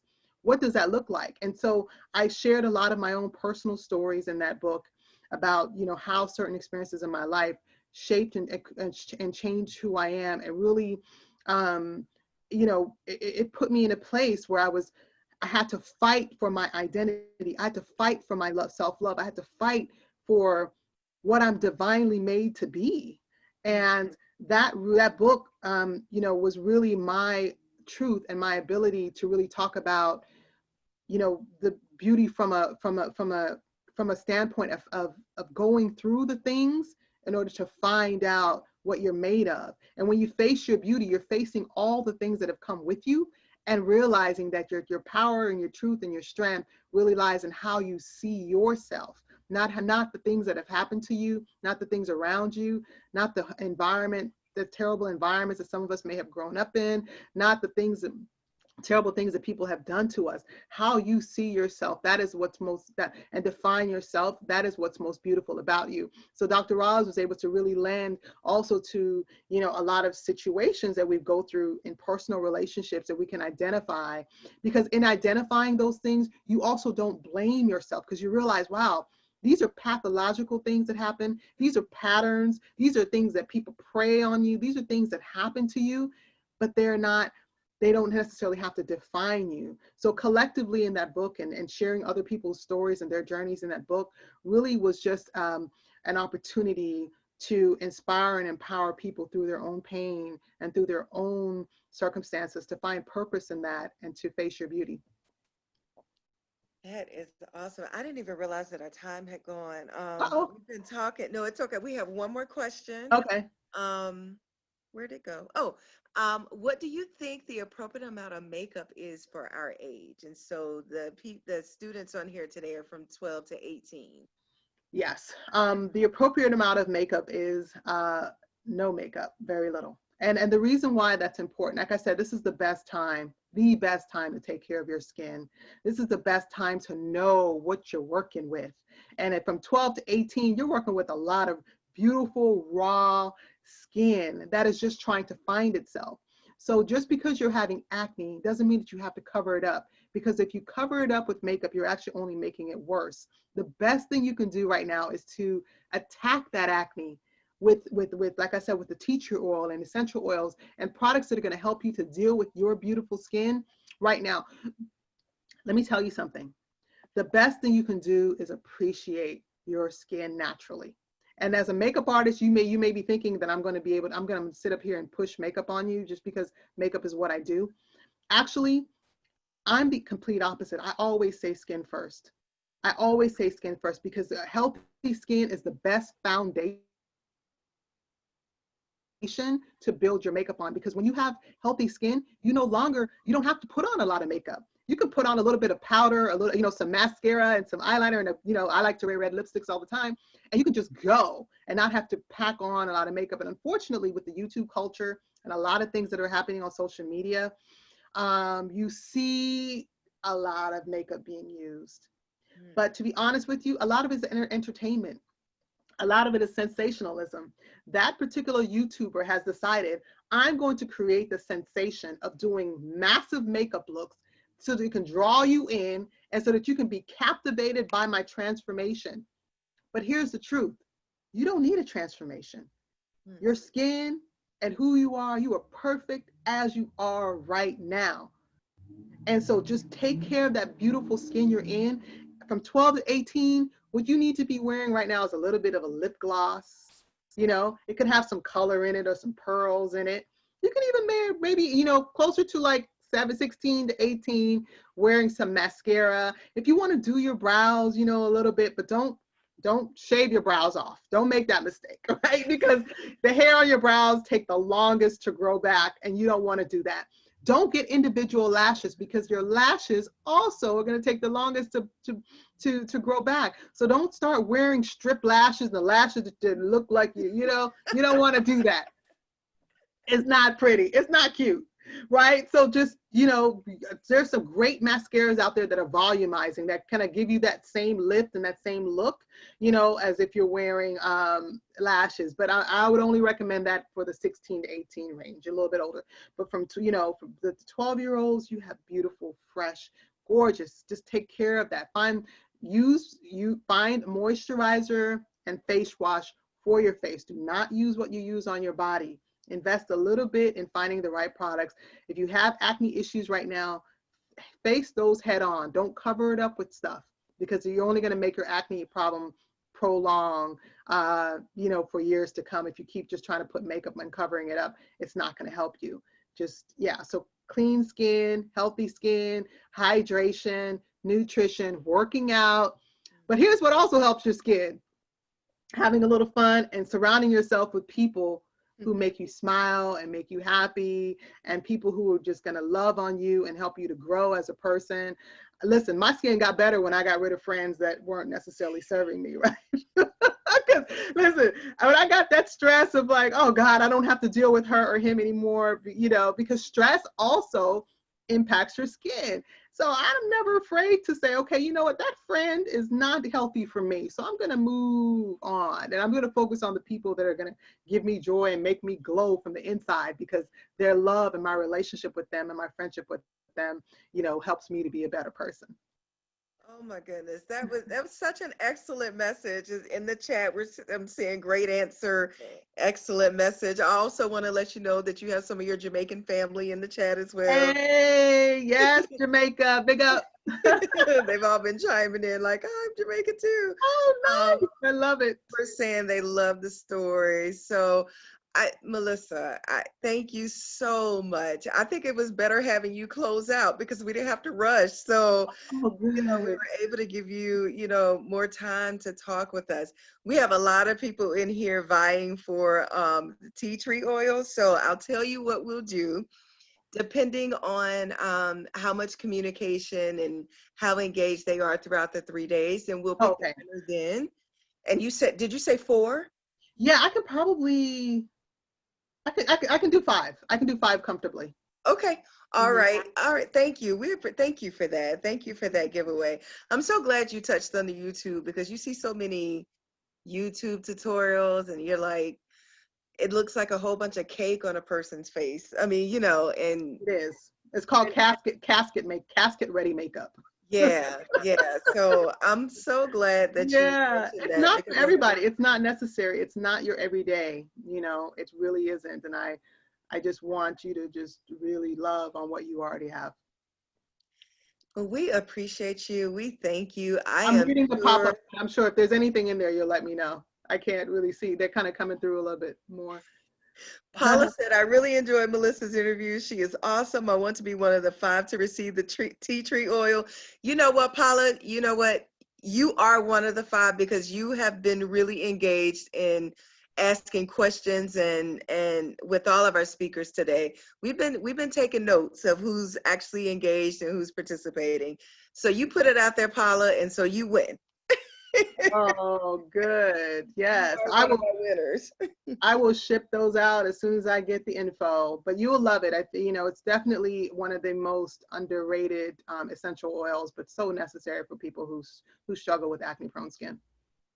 Absolutely. I am actually going to save this chat so that I can see who has been participating and who's like asking. For a lot of people are asking. Oh yeah, they're like, we want the giveaway. I wish I had more. I wish I had more. But no, it gives them something to work towards, so that's good. Gives them something absolutely to work towards. But we thank you, Renee. Did you want to close out? Sure, I can. I also want to say thank you so much. You've helped me too. I'm going to go tonight and do some home remedies on my skin. I love it. I love it. And I just want to say thank you. I'm not sure if any of our other participants and speakers are still on, but just to say thank you for everyone for pouring into our girls and to this forum. We are expanding now that we've got this digital platform to bring in and to reach more children. And this was so amazing today. Like my heart is filled with joy. And so I want to wish everyone a wonderful evening. We will be back online tomorrow morning at 11 a.m. sharp. If you were one of the winners of the prizes, please make sure we have your Cash App or your PayPal. Send those to goalgrindersinc@gmail.com. Paula, I did see that you said you'll send us your information as well for the tea tree oil. And thank you guys, and thank you for sticking with us today until 2:49. So everyone have a wonderful evening. I'll send out an email communication later on this evening. And Melissa, thank you for closing us out. That was just so amazing. Thank you. Thank you for having me. It was a pleasure. Fantastic. Fantastic. All right. Bye, everybody. We'll All right. see you tomorrow morning, 11 a.m. sharp. So get a good night's rest and drink water. Hydrate. Hydrate. Yes, hydrate. All right. All righty. Bye-bye. Bye-bye, everyone. All right. Oh my gosh, that's so amazing. Yeah, I'm going to stop the recording now.